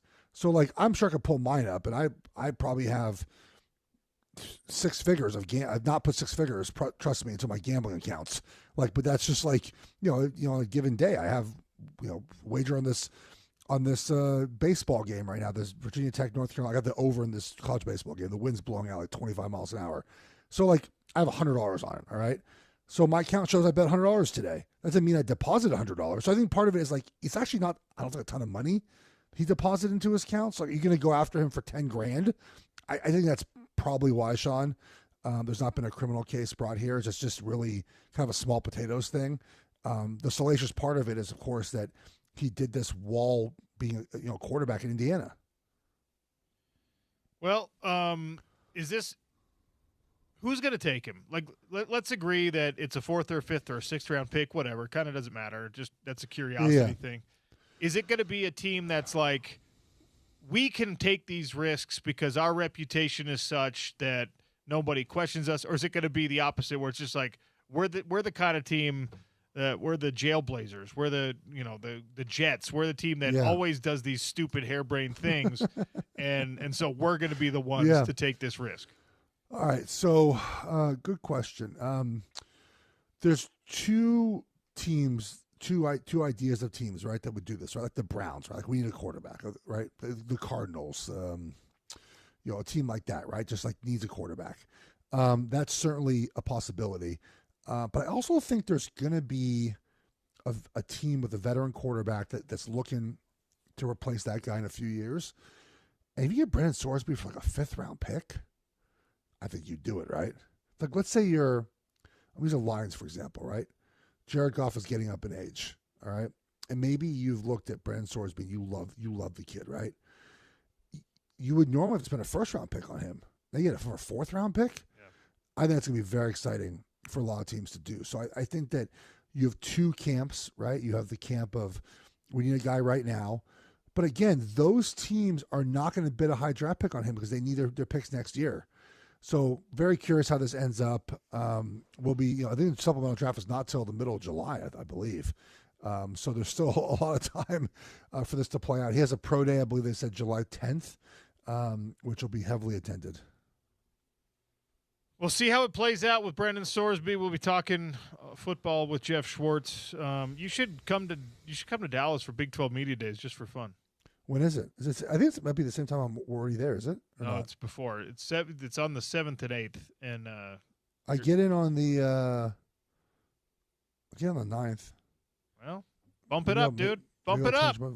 Where's it at? The Star? The Star, yeah. Oh, I'm staying there. I'm staying at the Omni. That's where we're staying. When you come back to Dallas, you're staying there? No. Oh no, I'm staying there like on Thursday. That's on the 9th. That's when I show up at the Star. Okay, well, just show up on Wednesday instead. The Star is it's a great venue for it. It's just I've been there 100 times because of my connection to Duke and Dallas. It's such a great idea. I wish every city built something like the Star, where you have obviously the training facility for the Cowboys, a great hotel, and then just like bars and restaurants and things to do. Like, it's not a ton of shopping, but who cares about that? But like, the food's good. Like, the food's good around there. They got a little club there. Got a cigar bar in the bottom of one of the steakhouses there. Very good. Maybe we'll see you. But in any case, always a pleasure having you on the show. Thank you. Yeah, buddy. Take care. Have a good week. That's Jeff Schwartz, college football insider, NFL insider, sports gambling insider on the Brendan Sorsby situation. So, look, if you can get Brendan Sorsby for a 4th or 5th round pick because it seems like risk given his gambling addiction and the fact that if he continues this, if you don't successfully curb the gambling and the betting, especially on NFL games, he is banned for life. They come down hard on that stuff. The NFL punishes people really, really harshly. So maybe you don't want to use it. But The flip side of that coin is you might be getting a first or second round talent in the fourth or fifth round. Who's going to make that call? All right. I have an all World Cup edition of the Daily Dump because there's some fun accessory stories coming out about all these fan bases traveling over. We'll talk about it next on the Sean O'Connell Show, ESPN 700, 92.1 FM.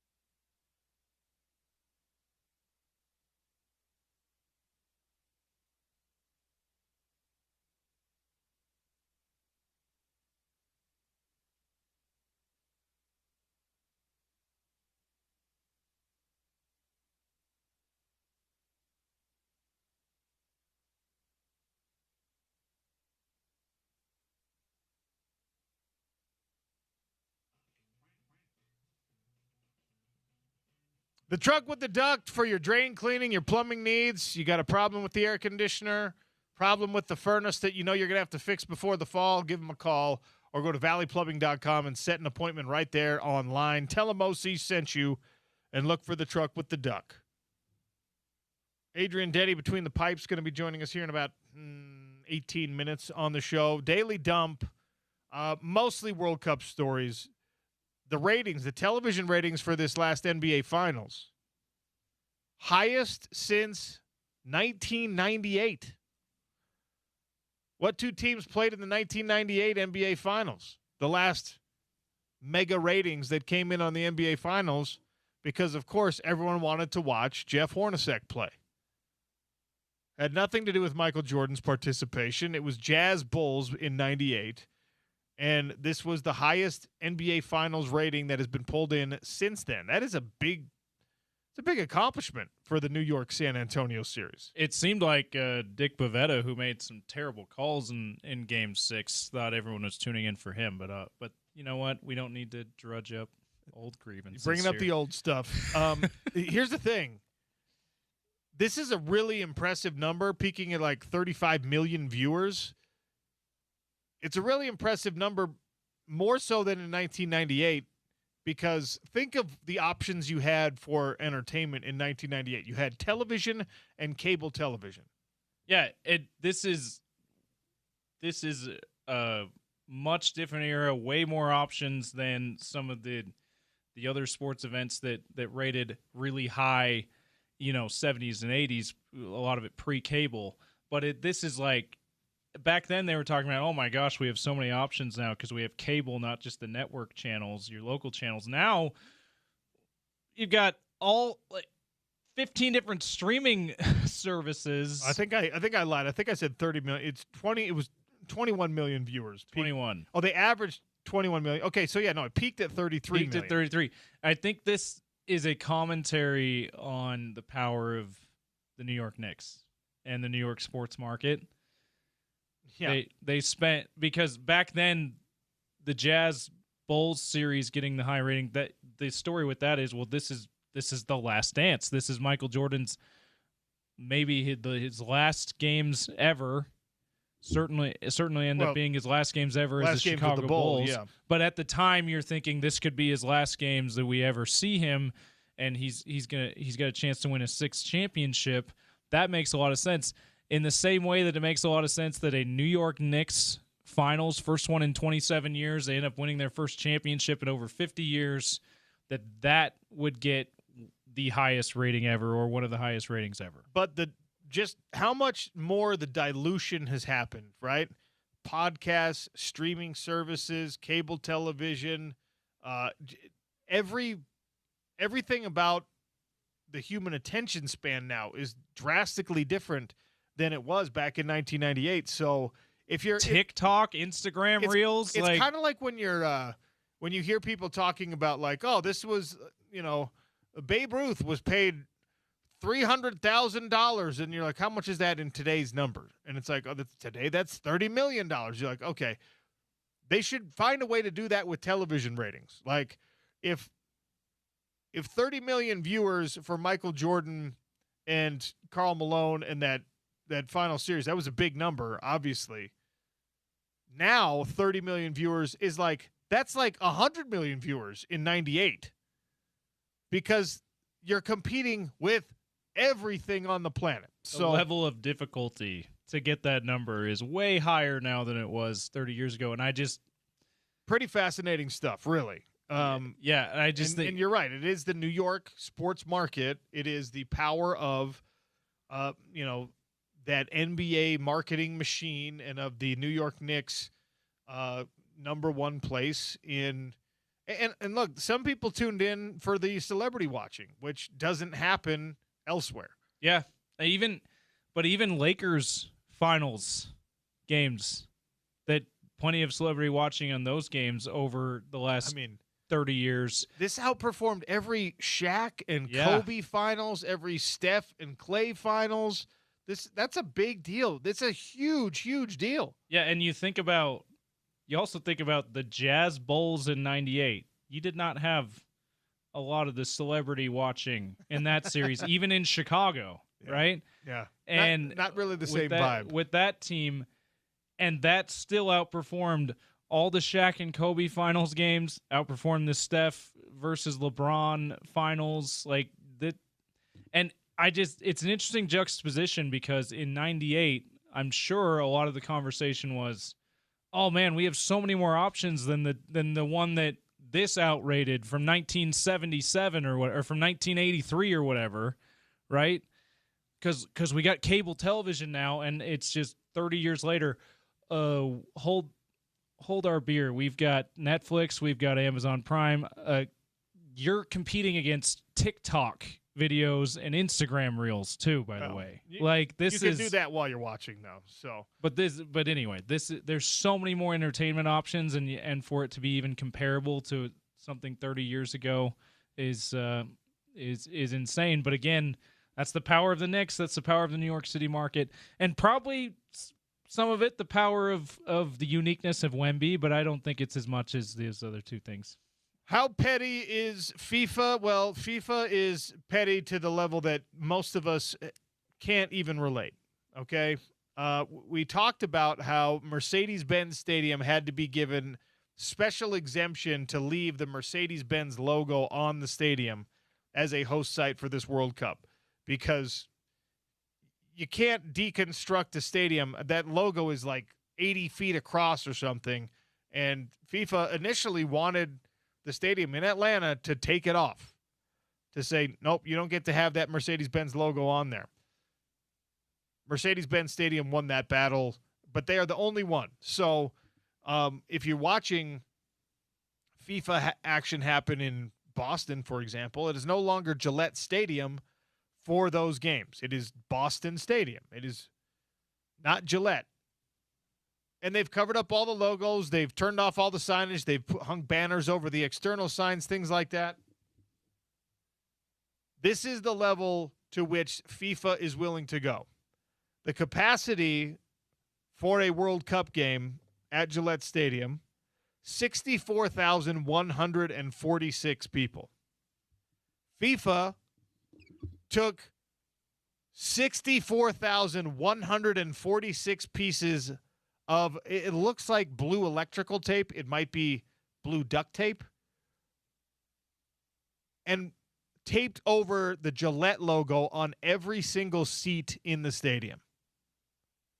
Do you know how insane that is? How long that must have taken? I need a mini documentary on the person who was told, you have to do this, and then how they went about it. How many rolls of tape is that? How many people did you hire? Was this like FIFA employees? Was this Gillette Stadium employees? Did you just go into downtown Boston and say to every homeless person, look, man, you guys want to earn some money today? You just got to slap some tape over the Gillette logo. We need every one of these covered. Okay, I'll do that. How many you need? A couple hundred of them? We need 64,146 of these logos taped over. That is a level of commitment to protecting your brand that I don't think even like Nike, Coca-Cola, like the juggernauts would take that extreme of measures. It's on the seats. If there's someone sitting in the seat, you can't see it. I'm watching on television right now. There is absolutely no chance that a television could ever pick up the Gillette logo. There's no camera that's picking up the Gillette logo on the back of a seat. Yeah, but the people in the stadium can see it. Apparently that's the point. That they don't want anyone to see other branding than their FIFA World Cup sponsors, which is that is insane. It's by the way, the hired tapers, if you will, it's reminiscent of Buffalo Bills snow shovelers, right, from a couple years ago in the playoffs. Well, they just asked for volunteers, and then they're just like, I thought they paid them a little bit. They said bring out the volunteers, and then they were like, we'll pay you $40 an hour or whatever. Yeah, it's like what they might have just crowdsourced and be like, okay, we're allowed to pay any random people who show up to tape over logos this much per hour. to do it. 60+ thousand times. That's wild. That is So absolutely crazy. If Mercedes, I had gone into the stadium as a taper, right, then I'm hiding in a bathroom to get a free ticket to the first game. Living in the bathroom for however long it takes. Absolutely. So Mercedes-Benz Stadium, they didn't presumably have to tape over Mercedes-Benz logos, but every other stadium, if they had this situation, they probably taped those over too. I don't know that every other stadium has the company logo on every seat. They might not. I think most stadiums, they just have the number on the seat. Gillette's just extra with their stadium sponsorship deal, I guess. And I'm looking at photos of the Gillette Stadium setup right now. Why didn't they tape over New England Patriots?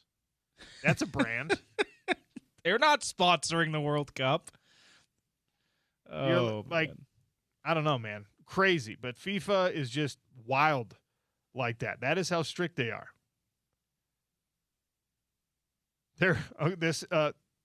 Someone has a photo of a poster that has been, like, they put this white plastic membrane over it, and the tweet says, "This was once a photo of the lighthouse at Gillette Stadium, but the photo includes the word Gillette Stadium, not Boston Stadium," so they had to cover it. They tape over, oh my gosh, how far is FIFA going with brand restrictions? The condiments in the Levi Stadium press box have the brands taped over on the ketchup, the mustard, the Tabasco, the Frank's hot sauce, the Hellman's mayonnaise. Dude. Can't even take a picture of the ketchup you're using to if you're a media member. You're not doing that anyway. I've gone all the way. My pendulum has swung all the other way. I want to be the man in charge of taping everything over. I want to get that job for FIFA. I'm sure it's a lucrative position. Like head of taping, head of logo obscuring. And then it just becomes then you're just this detective going through all these stadiums, and you're just like, "Oh, there's a brand. There's a brand. There's a brand." You've got an assistant tailing you with a notebook or with their notes app open. You're like, mark this section. Anyone who's ever built a new home or had like a remodel done on, right? There's that phase before you do your final, or when you do your final walkthrough, where you get the little pieces of painter's tape, and every little ding, every little dent, every little issue, you put some green tape or some blue tape or whatever all over the things that you need fixed before you close on the house. You're just doing that on a stadium level if you're talking about working for FIFA here. Last story I wanted to share you. This is wild. You've seen the videos of the Tartan Army, the Scottish World Cup fans, ending a long drought of Scottish World Cup participation and goal scoring and stuff like that. This is a big year for the Scots in the World Cup. They were in Boston. Group play for the Scottish at Boston Stadium, formerly known as Gillette and soon to be known again as Gillette Stadium. But a lot of Scots going to Boston Red Sox games, and they're just all in, right? Enjoying the Red Sox, buying all the beer, buying all the merchandise. Now, Boston is a city that is equipped for drinking parties. St. Paddy's Day in Boston, Boston Marathon, everyone's celebrating after they win. Just Boston in general. Heavy drinking and alcohol culture with the ethnic groups. The Irish are very prominent there. Truly unprecedented, according to the bar owners and Sam Adams Brewery, which famously is headquartered in Boston. Apparently, the Tartan Army, the Scottish fans, have been drinking the American precedent under the table.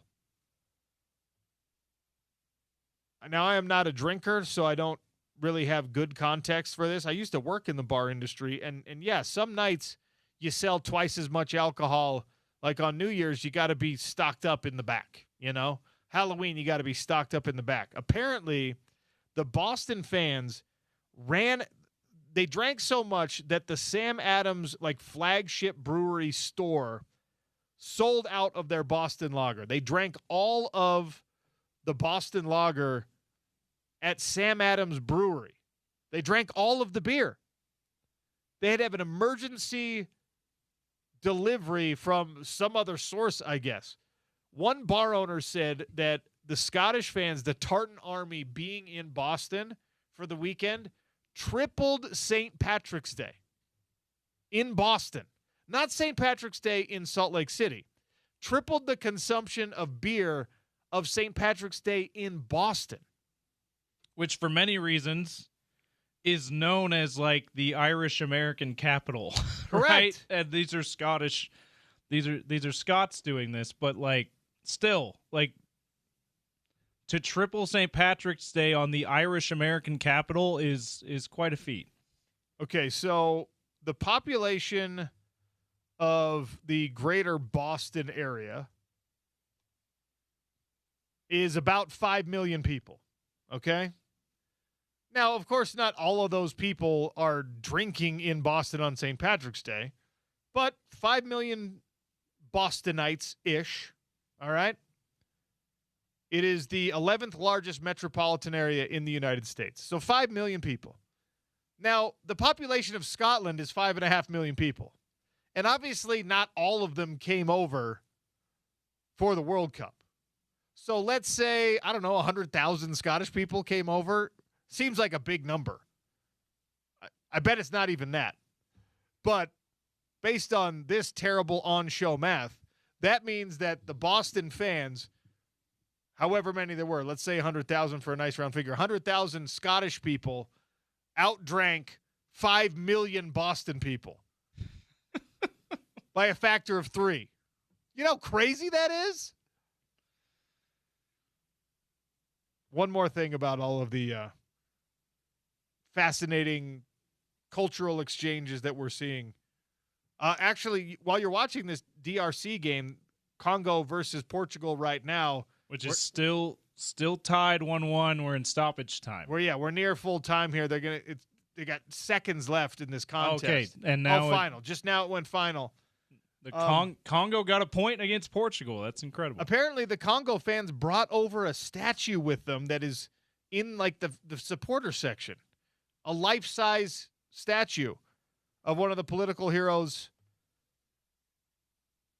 I think it's Patrice Lumumba, if I'm not mistaken. So keep an eye out for Congo. Can you imagine getting on an airplane and they're just like, what do you have this for? It's like, we're going to the World Cup. It's the same size as you. I know. You have to buy a ticket for this. Can it fit in the overhead compartment? No, sir. You're going to have to check this one. It's nuts. I sent you a text about this one. I thought you'd get a kick out of it. Andy Staples in New York City for World Cup. Andy Staples of On 3. He tells the story of his son. He and his son walking around there by 30 Rock. And Peyton Manning's out there walking around too. And a bunch of people going crazy. Peyton Manning. And he heard the first funny anecdote is he heard someone say, that's Eli's brother, which typically it's the other way around, right? Eli's Peyton's brother. But in New York City, you can understand that. The funnier one, in my opinion, OC, is that there's still a small contingent of people freaking out. It's a little bit after the first wave of like, oh my gosh, it's Peyton Manning, which, by the way, I would have been in that wave of people. They're still freaking out. Hey, it's Peyton Manning. And an SUV comes out of the parking garage, rolls down his window. Guess who that is, OC? Thinking he's rolling down his window to greet his adoring fans, thinking they're freaking out for him. Conor McGregor rolls his window down. He's like, "Oh, I'm super famous. They're clearly really excited that I'm in the area." No, Conor, you got upstaged by Peyton Manning in New York City. That's a very Conor McGregor thing, by the way. He hasn't fought in 5 years, and he's coming back to fight in July, and he thinks it's God's gift to the MMA world, which some people will treat it that way. Also, minor correction here. The statue that I was just referring to is actually not a statue at all. It is a super fan of the Democratic Republic of Congo team who is posing with apparently there's a a statue of Patrice Lumumba, political hero, rebel from the 60s in Democratic Republic of Congo. And there's a statue of this man where he's like, it's just him waving, right? So there's a guy who dresses up and stands perfectly still, and the other fans put him on a pedestal, and he just stands the whole match like he is the statue. So he's posing as the statue. He doesn't move. He spends the whole match posing as a statue. Shout out. Wow. Soccer fans are crazy. It's not a statue. It's a guy pretending to be a statue. So then my question becomes, did he pose as the statue for the flight over, or is this only while he was in? Every time he's not at home, he is a statue. It's the rules. What's his day job? Is he one of those guys that's on like the Las Vegas Boulevard, paints himself bronze, and is just a statue? Las Vegas Boulevard of Congo, yes. Wonder what that's like. All right, got to take a double here. We're going to come back with a little Between the Pipes. Adrian Denny joins us. NHL draft approaching. Stanley Cup final has been awarded. It's in the books. A postmortem on the full season. It's the Sean O'Connell Show, ESPN 700 and 92.1 FM.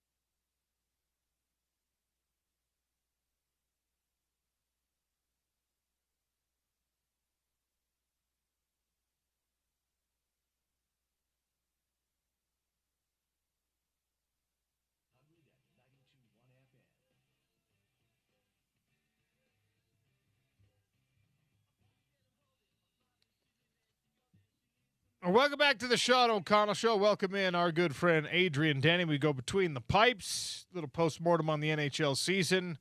That was, of course, capped off with the Carolina Hurricanes hoisting the Stanley Cup.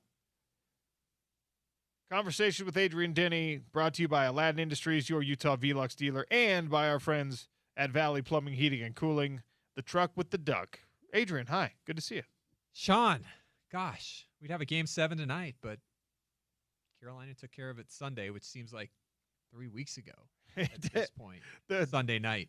It goes along. It goes fast, the sports calendar in the sports world. But the Carolina Hurricanes, your eventual champions. Tell me your thoughts. Tell me how you saw this thing play out. Last 2 games, Carolina kind of took over. It's funny how these series go in the Stanley Cup playoffs, right? You could go right back to Utah's first-round series. Had a 2-1 series lead against Vegas. Had a chance to go up 3-1, and then the series tilted towards Vegas, a couple close ones, and then Game 6, the Golden Knights took it. Well, this series was the exact opposite of that series.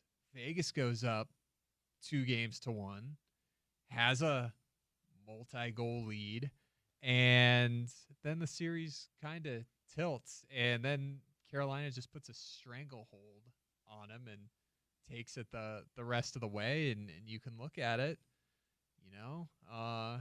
Carolina made a goaltender switch mid-series. Vegas stuck with their guy. It's a simple way to look at it, but those were 2 key moments in the series of Carolina making a change and Vegas not. So you can always make a case that you kind of have to build toward these victories, these ultimate championship victories, right? I think we just saw the San Antonio Spurs with their foray into the NBA Finals, and it's like, yeah, they didn't win it. Great story with the Knicks.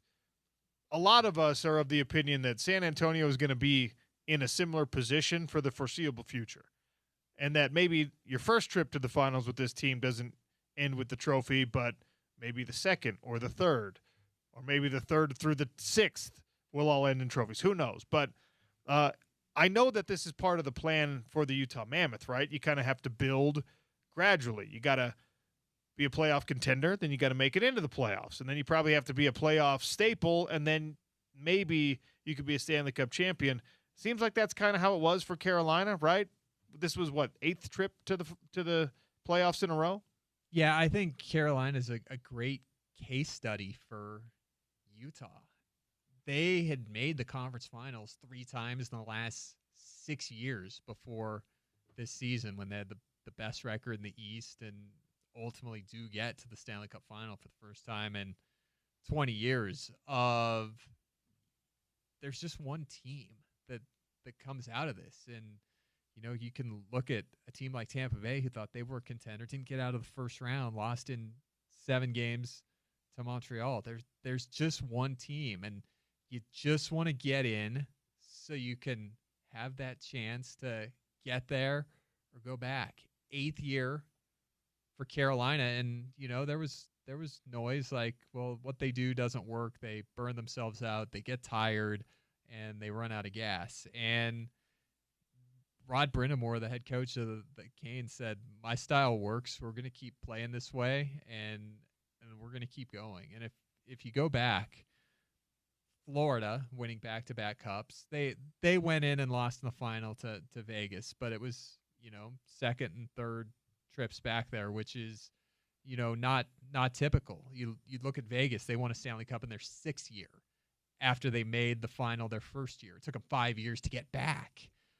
Tampa Bay, that group won the Cup in their 7th and 8th year in the playoffs after having the best record in the league in their 6th year in 2018, 2019, and getting swept in the first round by Columbus. St. Louis in 2019, everybody looks at them. They were in last place in January, but they had made the playoffs in 6 or 7 years, and they won it in the 7th of 8 in the playoffs. Alexander Ovechkin took 10 trips to the playoffs before he won a Stanley Cup championship. Pittsburgh lost in 08, won in 09, still early on, but it took them 7 years to get back to win their back-to-back cups. So it's got to be your year. Everything's got to fall in place. But I thought for Utah fans, that's something really, newsworthy to look out there. How long it takes, and Bill Armstrong has said it takes a decade to build a Stanley Cup champion, and Utah got a couple years head start from a previous era, but this was the 5th year with head coach Andre Tourigny behind the bench, first year in the playoffs. So 8 years in a row, like nobody wants to wait 8 years. What's a reasonable timeline in your mind for, well, none of us thought that Utah was going to win the Stanley Cup this year. I think I was of the opinion that they could have at least advanced out of that first round, even though obviously the Knights were a great team. They ended up winning the West. How many years back to back to back do you need to be building on playoff success and momentum, do you think, before you really have a breakthrough? I'd say maybe your third. If you can win a series next year, and again, you could go to the playoffs next year, lose in the first round again, and it's just how it goes, which is why at the end of the year, Bill Armstrong says we just want to get back to the playoffs. We want to get back in, and it's hard to make it. First of all, right? There were 6 teams that made the playoffs last season that didn't get back to it this year. You can get on a run. You can get hot. Montreal in 2021, just they went on a run. They got to the final. You can go back and over the years pick out some spots of some teams that made that run. Did it mean they went back to the Stanley Cup Finals 3 straight years? No, they got there. In Pittsburgh's case, took them 7 to get back. Took Vegas 5 to get back. It's just got to be your time. Everything's got to fall. But I think if you were building this out as everything is gone so far for Utah, want to have a chance to get in the playoffs, get into the playoffs. You saw what it was like. You come back, you're hungry, you're upset how things ended. You could make a run next year. Could do it in the 3rd year. I think now that you've shown you're a playoff team, you're kind of done with, okay, this year we want to do this. It's get in and go. A lot of hockey people were not surprised by this. To me, it's hard to get used to the idea that a guy who became your head coach 8 games before the end of your regular season, took you all the way to the Stanley Cup Finals, is not your coach still going into next year. But again, there are a lot of hockey people that think that the Las Vegas situation with John Tortorella was somewhat predictable, and that the vision always was just to have him finish out the year for Vegas and never really, in his mind or in the franchise's mind, for it to go much longer than that. Of course, that's how it ended up playing out. I'm looking at it through the lens of every other sport we've ever watched, and with rare exception, if you make it this far and if you do this good of a job, you are invited to come back and try to do it again. But Vegas has moved on from John Tortorella. They've elevated their AHL affiliate coach, the Silver Knights coach, Ryan Craig, to now the big club, which, again, doesn't follow the model of a lot of other sports. But your thoughts on John Tortorella and the Las Vegas Golden Knights deciding that little, whatever it was, 8-week run, that was good enough for us? He said throughout, this is through the end of the season. Okay. And then he said it again in the Stanley Cup Final. He's like, this is just through the end of the season. Vegas does things their own way, as we've seen. I thought the 2-paragraph press release yesterday that John Tortorella would not return before their players even did postseason exit interviews to the media, I thought it was a little short. I don't want to say terse. I think they're ticked that they didn't win the Stanley Cup Final. I don't know, man. Like you look at, sticking with Carter Hart, not going with Aiden Hill. You look at the second round draft pick that they surrendered when they didn't go to that bizarre post game press conference after Game 6, beating Anaheim. That weird night, they lose that second rounder that they're chomping at the bit to trade next year at the deadline. By the way, how pissed are you if you're part of the franchise and the guy who was there as a temp costs you a draft pick? That's not ideal. A draft pick that they want to trade, right? They trade most of their higher draft picks. But I kind of felt in that release, reading between the lines, that they weren't there just seemed to be a riff of some sort. And John Tortorella did say throughout, this is through the end of the season, but did we all believe that? I guess we weren't in the Vegas meetings and know their plan. Ryan Craig is the exact opposite of John Tortorella. He was a player that went straight to the NHL as an assistant coach and was a Vegas assistant coach for 6 years, and then kind of looks like now they said, okay, get on the highway, go 2 exits down to Henderson, get some coaching experience in the AHL, and we'll see how things go. And they stick with their plan there. But he's the exact opposite. He's not entertaining. I don't want to say vanilla. He's a nice guy. He's a good coach. But the exact opposite of Tortorella. But I guess that was their plan. So, here's my thing.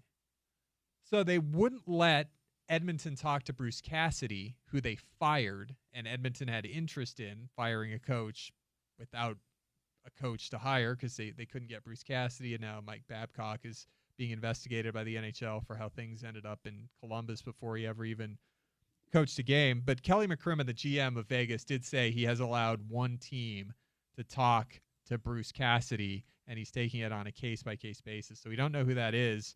Right now, the only team without a head coach is Edmonton because Toronto, from their 50 Zoom calls, identified Jim Hiller from L.A., who was fired midseason to hire them, which is a different story. But I'm thinking, I'll be honest with you, I would be more afraid of John Tortorella going to Edmonton than I would be of Bruce Cassidy in terms of immediate impacts. That's what I was getting at there. I'm curious to see how it works out because obviously it's non-traditional for a Stanley Cup Finals team, for an NBA Finals team, for a team that has a lot of really good things going for them to then have such a significant shakeup at the top. And it can be something that either elevates you to the next level, as we saw many years ago with the Warriors moving on from Mark Jackson, who had really good things going on, to Steve Kerr, obviously. And there's NFL examples of this where you're kind of the guy, but you're not quite the guy. And then you get replaced, and then that next person is the one who comes in and gets a little bit more out of the team. Tom Thibodeau had been the guy that gets moved on from a couple of times in the NBA. I guess you could probably make a case that the San Francisco 49ers did this with Jim Harbaugh, thinking that they would have better things on the horizon. Vegas is now, in your mind, a perennial contender. They're at the end of their rope, and this was their best chance.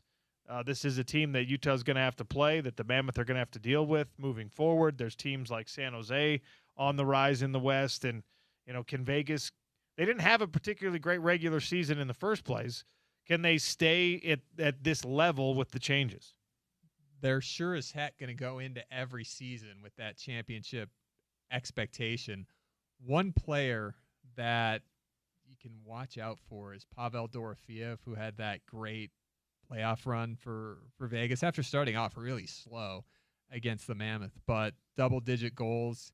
He's a restricted free agent. He's still a kid, but looking at some stuff, could be a guy that could get $9 to $11 million, and Vegas has him and Rasmus Anderson, who the top D, who they got from Calgary midseason to sign. So it'll be interesting, OC, as popular as Vegas is around the NHL, if somebody comes in and gives an offer sheet to a restricted free agent in Pavel Dorofeyev for a Vegas team that's always very crafty, always very strategic with their salary cap, but they don't have a lot because they're just constantly on the move. But that'll be they're never gonna say this is a retool. They're gonna keep going, and they've got a good staff there, assistant coaches for Ryan Craig to work with. So, but watch out for Pavel Dorofeyev, because boy, it'd sure be interesting if somebody gave him an offer sheet. We talk about it and then we never see it, but St. Louis did it to Edmonton a couple years ago, got Dylan Holloway and Philip Broberg. Let's see if anybody does it to Pavel Dorofeyev, because that'd be a wrinkle there. Congratulations to all you Utah Mammoth fans. Because the Utah Mammoth were in the playoffs this year, the television ratings for the Stanley Cup playoffs were up 68% over last year, and I'm going to say that's because Utah was in it and all the Utah viewers watching it. This is the best American ratings that the NHL playoffs have ever gotten. This is great news for the league. I'll tell you, OC, just an example of that. My family was up at our cabin over the weekend, and the two boys from next door come over, 10 and 7. Okay. And start talking about hockey. And we're like, really? He's like, yeah, we want Vegas. And we talked hockey for 10 minutes and had never broached any kind of sport with our two friends from next door. Like, it's caught on. You talked about the Mammoth gear that we've seen, but I think Utah kept watching, and I'm excited to see how they break down by market, because it's always interesting to look at, right? Like Buffalo, New York's always number one usually. Boston's up there, but I think Salt Lake can be there too, because just by talking to neighbors like that, we're like, holy cow. And it's not because our family's a huge sports fan. My dad says, did you know Adrian works for the Mammoth? Like, no way, really? And like, it wasn't because we spread the word, which is how it usually happens. Just happened to happen. A family from Spanish Fork watching the NHL playoffs and knowing everything about it. Pretty cool. Good news. The highest rated Stanley Cup final in the last 8 years, and the playoffs as a whole, the best ratings domestically, the best American ratings that the NHL has ever seen. To put it in perspective versus the NBA Finals, though, the NBA Finals peaked at 33 million viewers. The NHL Final peaked at 8 million viewers. So still a lot of room to make up, a lot of ground to cover when it comes to that. But good news for the league, and obviously by extension, good news for us here, because we've got a team now. You hear college football people talking about fans like, why are you rooting for revenue? Why are you bragging about, your NIL budget, your TV ratings? But yeah, we're rooting for TV ratings around here. I'm excited to see it. Well, love having you in here for Between the Pipes. Next week, we'll be talking about an upcoming NHL draft a little bit closer. Free agency on the horizon as well. You already mentioned some of the machinations that could happen there. Love having you here for Between the Pipes. Thanks for coming in again. Yeah, let's see what happens. We've seen a couple trades in the NHL since the final ended, and, the draft next Friday. Utah got J.J. Peterka before the draft last year, right after the final. So let's see what happens. We'll be back next Wednesday, 48 hours from the draft. Thanks for having me, buddy. Do you think anything happens between now and next week with the Mammoth? No idea. The easy answer is no, because percentages. But I mean, Bill's always on the phone. He's always talking. He wakes up every morning. OC, he tells us and says to himself, "How can I make the hockey team better today?" On June 17th, he did that.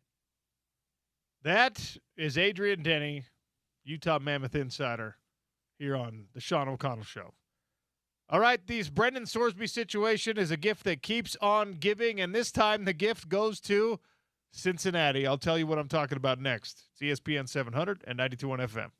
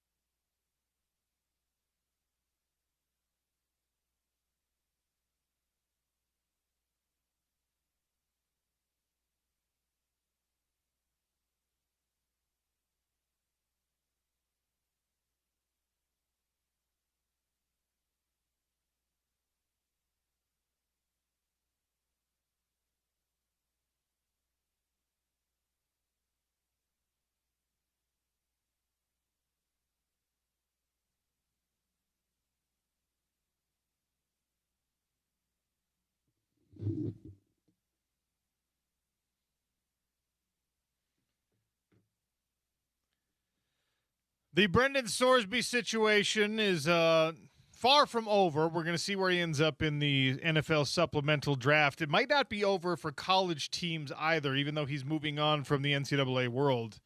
His agent, this is a level of pettiness. It's just wonderful to see.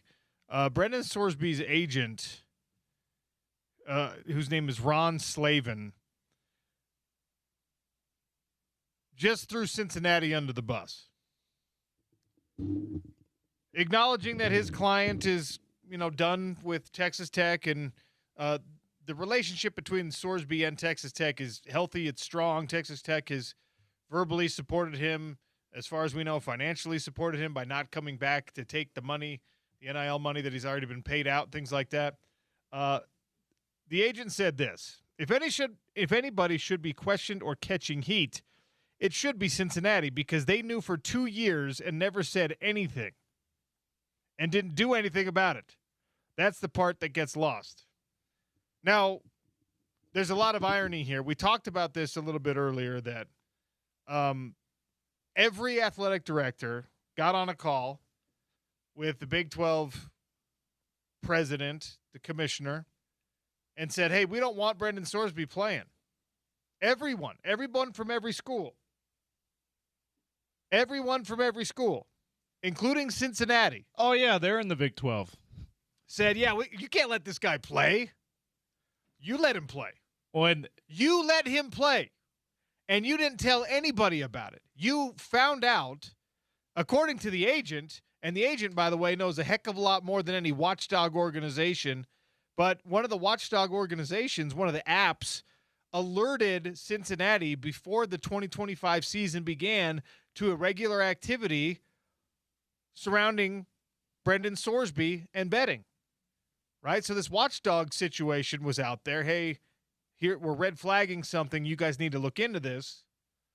And the agent knows a heck of a lot more than those people do, because the agent is talking with him directly. The agent has direct access to his finances, that kind of a thing. And the agent says they knew for 2 years. They knew when he was coming out of Indiana. They knew before last season, and they never said a word. So Cincinnati has as much or more egg on its face than Texas Tech in this situation. They just did something, and this is where PR management is so massively important. You know what Cincinnati has done with this Brendan Sorsby situation? You know what they've said? Nothing. Yeah, the AD and the president just gave their opinion on these board meetings that they had. Do you know how much smarter it is, how much more intelligent of an approach it is for Cincinnati, knowing that they've got those skeletons in their closet, knowing that they don't have much of a leg to stand on, to just say, we're not going to talk about it, guys. I mean, it's already a risk. It's already way too big of a stretch for you to be on those calls in the first place. If you're Cincinnati, you should have been like, I'm not going to call. I'm not going to be in on the group chat. Is that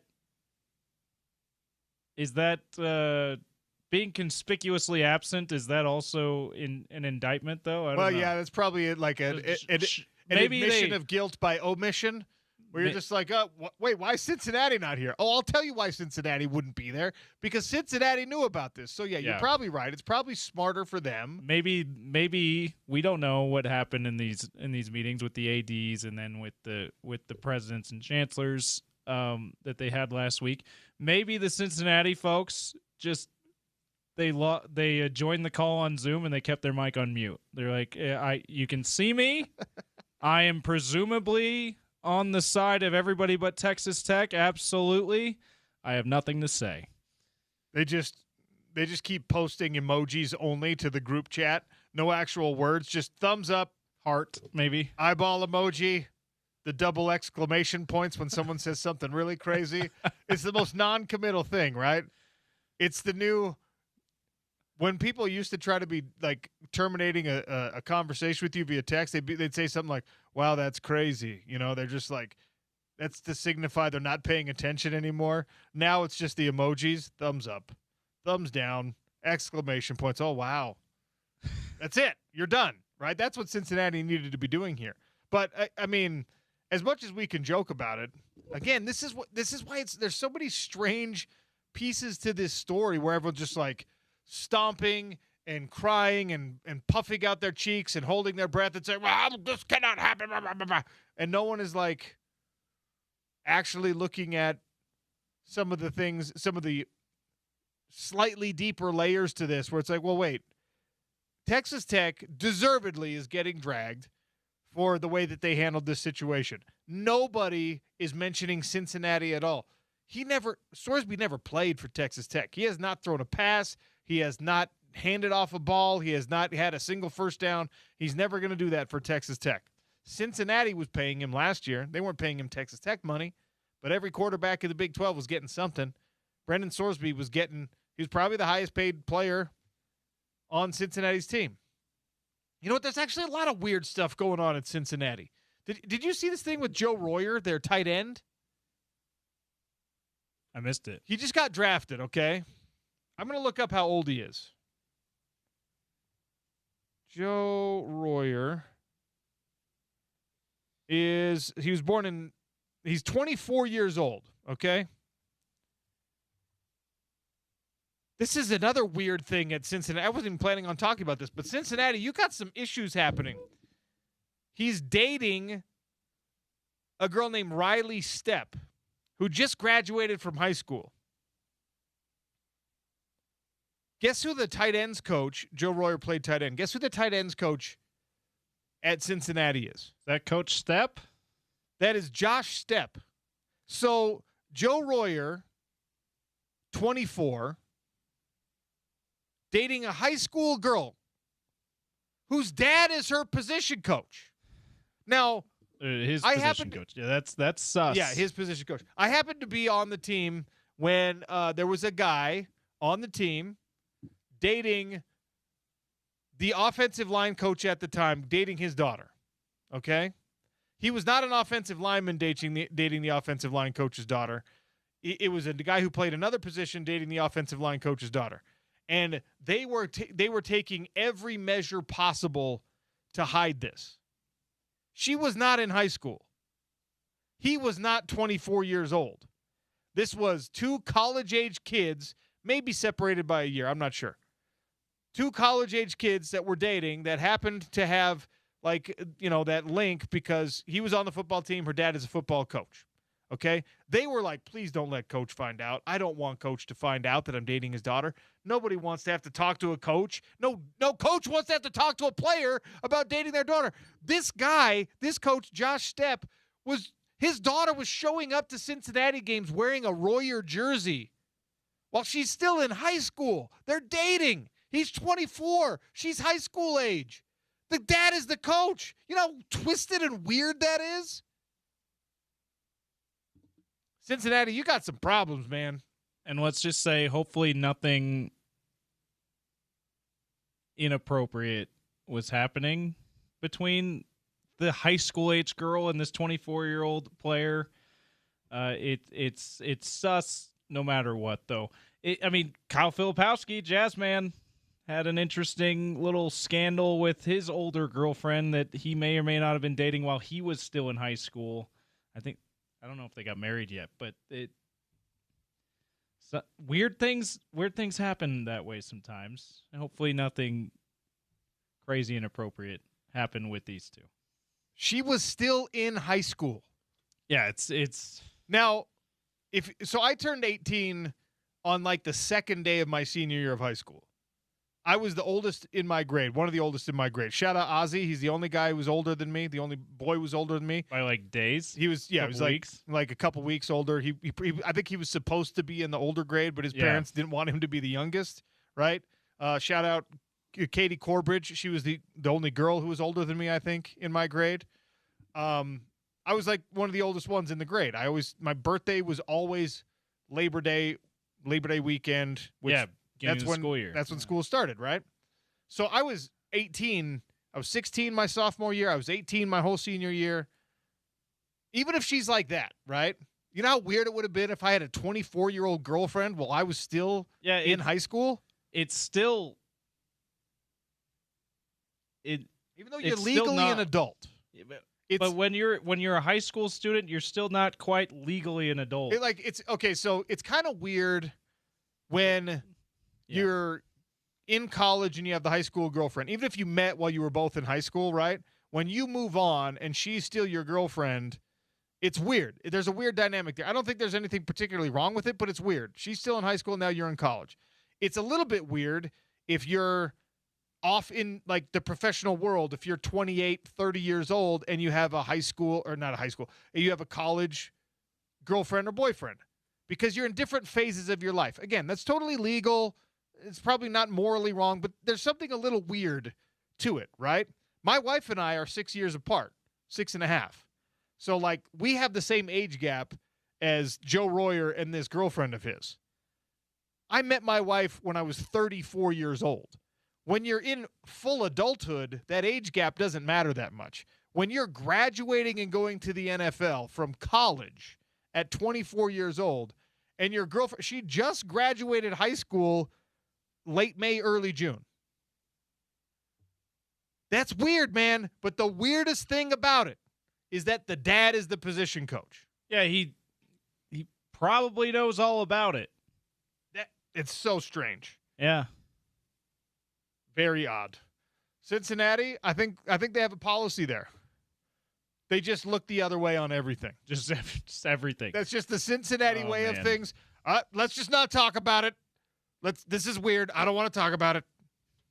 The other thing about this, Brendan Sorsby's agent is totally fine, probably right to point the finger at Cincinnati like, come on. How did you not do anything about this? Why is everyone so mad at Texas Tech when they didn't do anything about this and they had full knowledge of it years ago? Sure. But from a Big 12 perspective, from NCAA perspective, what can you do to Cincinnati? Like, there's probably not anything you can do to Cincinnati. Obviously, Brendan Sorsby has voluntarily taken himself out of the game. The other thing about it is, how about you, Mr. Agent?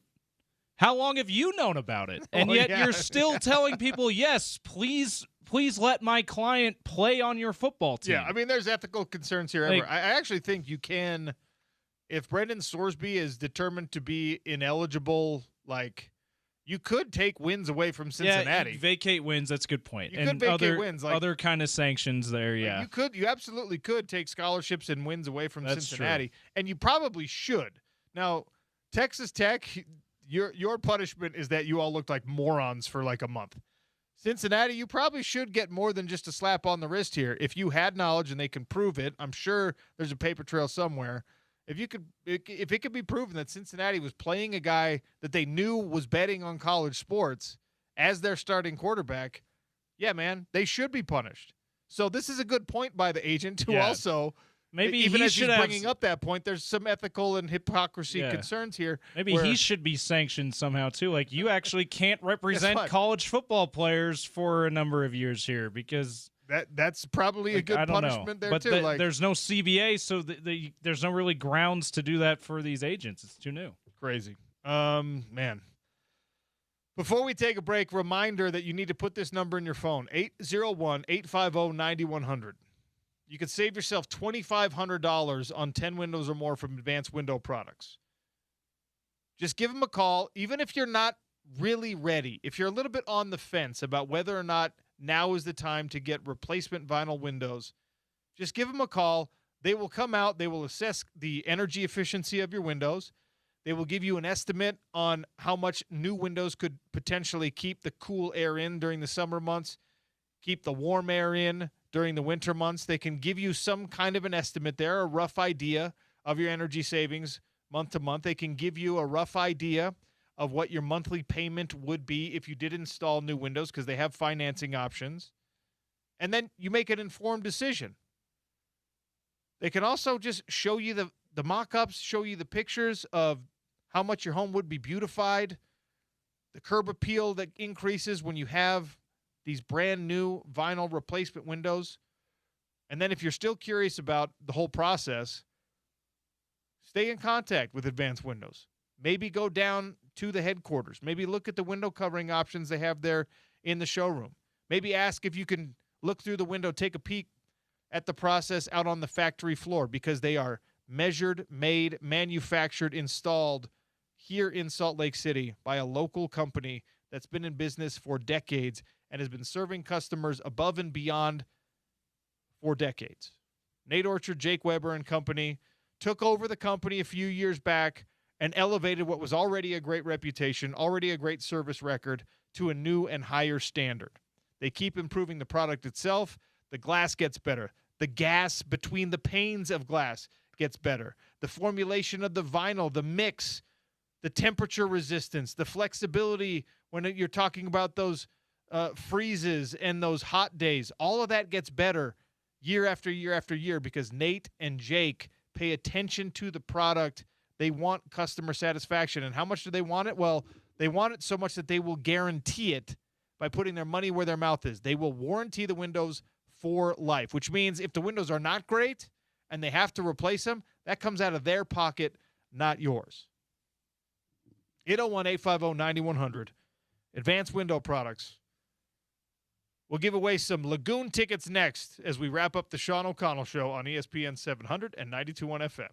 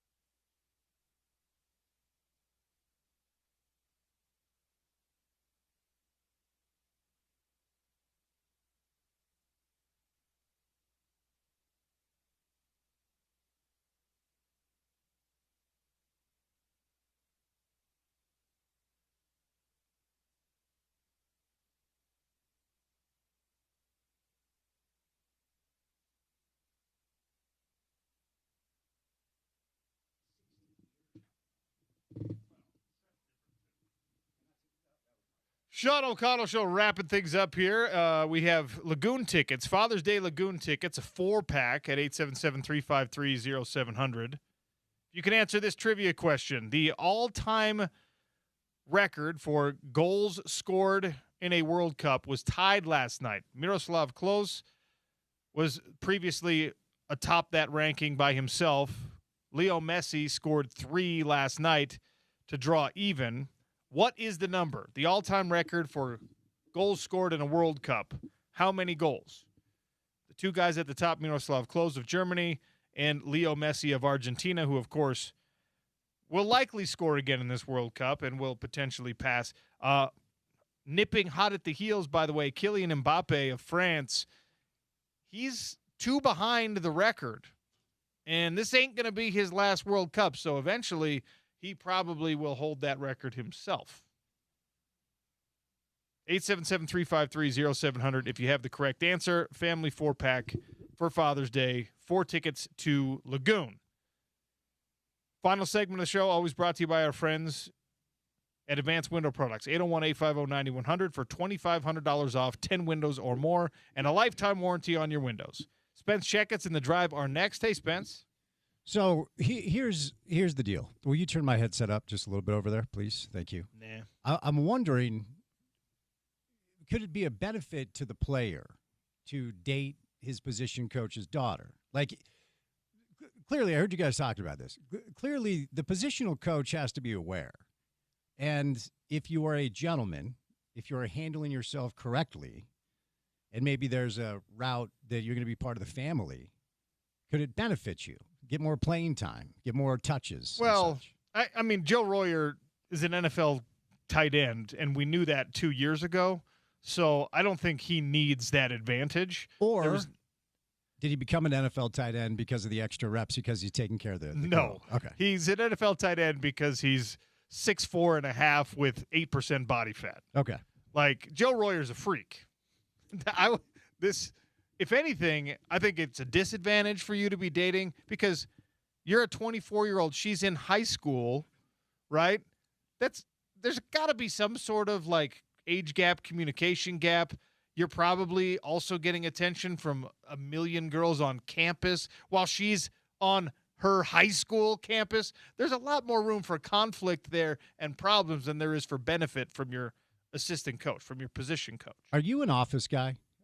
I love The Office. Okay, so do we have an Andy Bernard situation on her? Maybe you didn't know she was in high school? Andy Bernard wasn't. How could you not know your position coach's daughter was still in high school? Didn't Andy Bernard say that she was like a frozen yogurt artist or something? When Jim was like, so what does she do for work? He's like, she works at a frozen yogurt shop. Like, you're telling me I don't believe in love when you came in. And maybe that's it. Maybe I'm just a skeptic. No, of the two of us, we've established who the skeptic is. The thing is, have you seen Joe Royer? I have not. Okay. So he was at Big 12 Media Days last year. Okay. Then maybe I have because we were Joe there. Royer does not have any problem with the ladies, I promise you. Is he better looking than Brock Osweiler? He's better looking than Brock Osweiler. Is he better looking than I am? Because we established that I'm better looking than Brock Osweiler. So if it's ranking the three, then Joe Royer's at the top. That hurts my feelings. Well, I'm just you've got the whole like subadult size. He's got Brock is awkwardly tall. Mm-hmm. Joe Royer is just like this, football Adonis, big tight end dude. I got it. And like, he's got no reason to go slumming it at high school to find himself a girlfriend. Yeah, penny for the thoughts of the father. That's what this comes down to. And by the way, how much of like your dad reaction is just like, absolutely not, yes, get out of here. 100%. I'll kill you. And then the head coach is just like, hey, you got to let him have whatever he wants, man. And you could do worse than having your little girl married to an NFL player. I mean, as far as, well. You could also do better, depending. Exactly. It depends on which NFL player we're talking about. Maybe Joe Royer is just a man of the highest character. Yeah. I was on a college football team. I was a college football player myself. Like, in general, I think I probably won't want my daughters dating guys that are college football players while they are college football players. When they move on, sure, right? When they're into it like a more mature phase of life, Sure, there's a character development that happens through sport that I can get on board with and stuff. But if you had your druthers as a dad, you'd probably be like, hey, the superstar player, wait until he's not that anymore before you date him. See, this is going to be – calm down, pal. This is going to be really interesting to follow with you, okay? Because I have a couple of friends that I would say are like you. Okay. Ex-athletes probably had an era in life where they were sowing their oats a little bit, all right? And now they're raising daughters, and they trust no one. Like, I want to see what it's going to be like, the poor saps that try to date your little girls, because you are central casting for the most terrifying father-in-law. Not true. Oh, my gosh, Not dude. true. Former Not bartender, true. former MMA fighter, won a belt, former football player, had a stint in his life where maybe he was dating a little bit. Tell me when I'm off base. Yeah, I didn't think so. Why are you blushing? Yep, there was exactly. a time. That, The poor sap that shows up at the O'Connell household. What's your oldest daughter's name? Rowan. To pick up Rowan for the first date, and you come walking out, probably a T-shirt that's a little too tight. I'm going to be in my 50s is the thing that really sucks. And that's going to make it even more terrifying because you're going to be even more grumpy than you are now. Yeah. You are central casting for, I do not want to date that dude's daughters. And here's the other issue. Your wife is beautiful, and those little girls, I've seen them. They're very cute. They're going to have a lot of suitors. Will you allow them to be married at some point? It's not up to me. Well, I think you might have a heavy-handed say in this entire thing. My plan for now, and they're very young, so my plan, I'm sure, will be useless by the time I'm a doddering old fool. I just want to make them confident, strong-willed women, so that I'm not the one monitoring their decisions because they're making good decisions. Yeah. Because we've all been around. We know that the people who make bad decisions oftentimes in these, it's because of some daddy issue. It's because of some absent presence. It's because of some, I was never taught better than this. Yeah. And that's, my plan is to not allow that. And then equip them with the skills, because if I just, knowing how I am going to want to like follow them everywhere they go to make sure they're safe. But I also know that it's not realistic or possible. So I got to make sure they're equipped with the things that allow them to identify when, I don't know, maybe that's a little weird. When you're in high school, don't talk to the 24-year-old. Maybe in college you can, but right now that's not appropriate. I'm just picturing first date, knock on the door. Hi, is Rowan here? Sean comes walking around the corner wearing his belt, wearing the championship belt. I don't think that'll be impressive. Hey, guy, what's up? Yeah, I won this long time ago. Maybe some highlights playing in the background of you in the ring. You still want to take this young lady out? Well, God bless you. I am thrilled that I have a son. An adult now. You don't have to worry. Adult son. Yeah, I did the thing. He's about to turn 25. He's a great kid. If your son came to you and said, Dad, I found a girlfriend in high school. At 25? You'd be like, Well, then he would say, you met my mom when she was in high school. He would throw that at me. Now, to be clear, I was 21. She was 18. It was all above board. A little bit different. A little bit different. I would encourage him at this, because and you referenced this, the other thing that's odd is as you age gaps are kind of irrelevant. But at that stage in life, when everyone's still trying to fully form as an adult, it's probably better to date your peers. Well, there's also a thing where, like, now there's a kind of a power dynamic issue where, like, he's rich. Yeah. You know what I mean? Mm-hmm. He's like a professional athlete already, having been a highly recruited D1 athlete. Right, yeah. Now, he's not probably a multimillionaire yet, but he's a guy who's, like, bringing down a healthy NIL situation from Cincinnati. Yeah. And now he's got a signing bonus and all that stuff. And it's like, oh, well, congrats. Here's your graduation gift. I bought you a car. There's a weird power dynamic there. Yeah, the age gap when it's like late teens, early 20s is much different when it's 34 to 28. Yeah. Or maybe 40 to 25. Also For a acceptable. Friend of mine I know. So the age gap gets a little bit different as you get older. Shout out my good buddy Grant. We just attended his birthday What's party. up, Grant? Grant and his wife are 17 years apart. There's starting to become more of a trend in that direction, as I understand it. Maybe some of the younger ladies are not necessarily thrilled with what's going on with the men their age. So they're looking to the older generation potentially. I feel like that's happening more and more and more lately. How would you know? I have zero answers for any of this. Let me be clear. I've tried. How would you know about that? I've tried younger. I've tried older. I've tried same age. None of it works, dude. So, like, I'm the wrong guy to ask advice for any of this. Love is dead. Stay tuned for The Drive. Thanks for listening to the Sean O'Connell.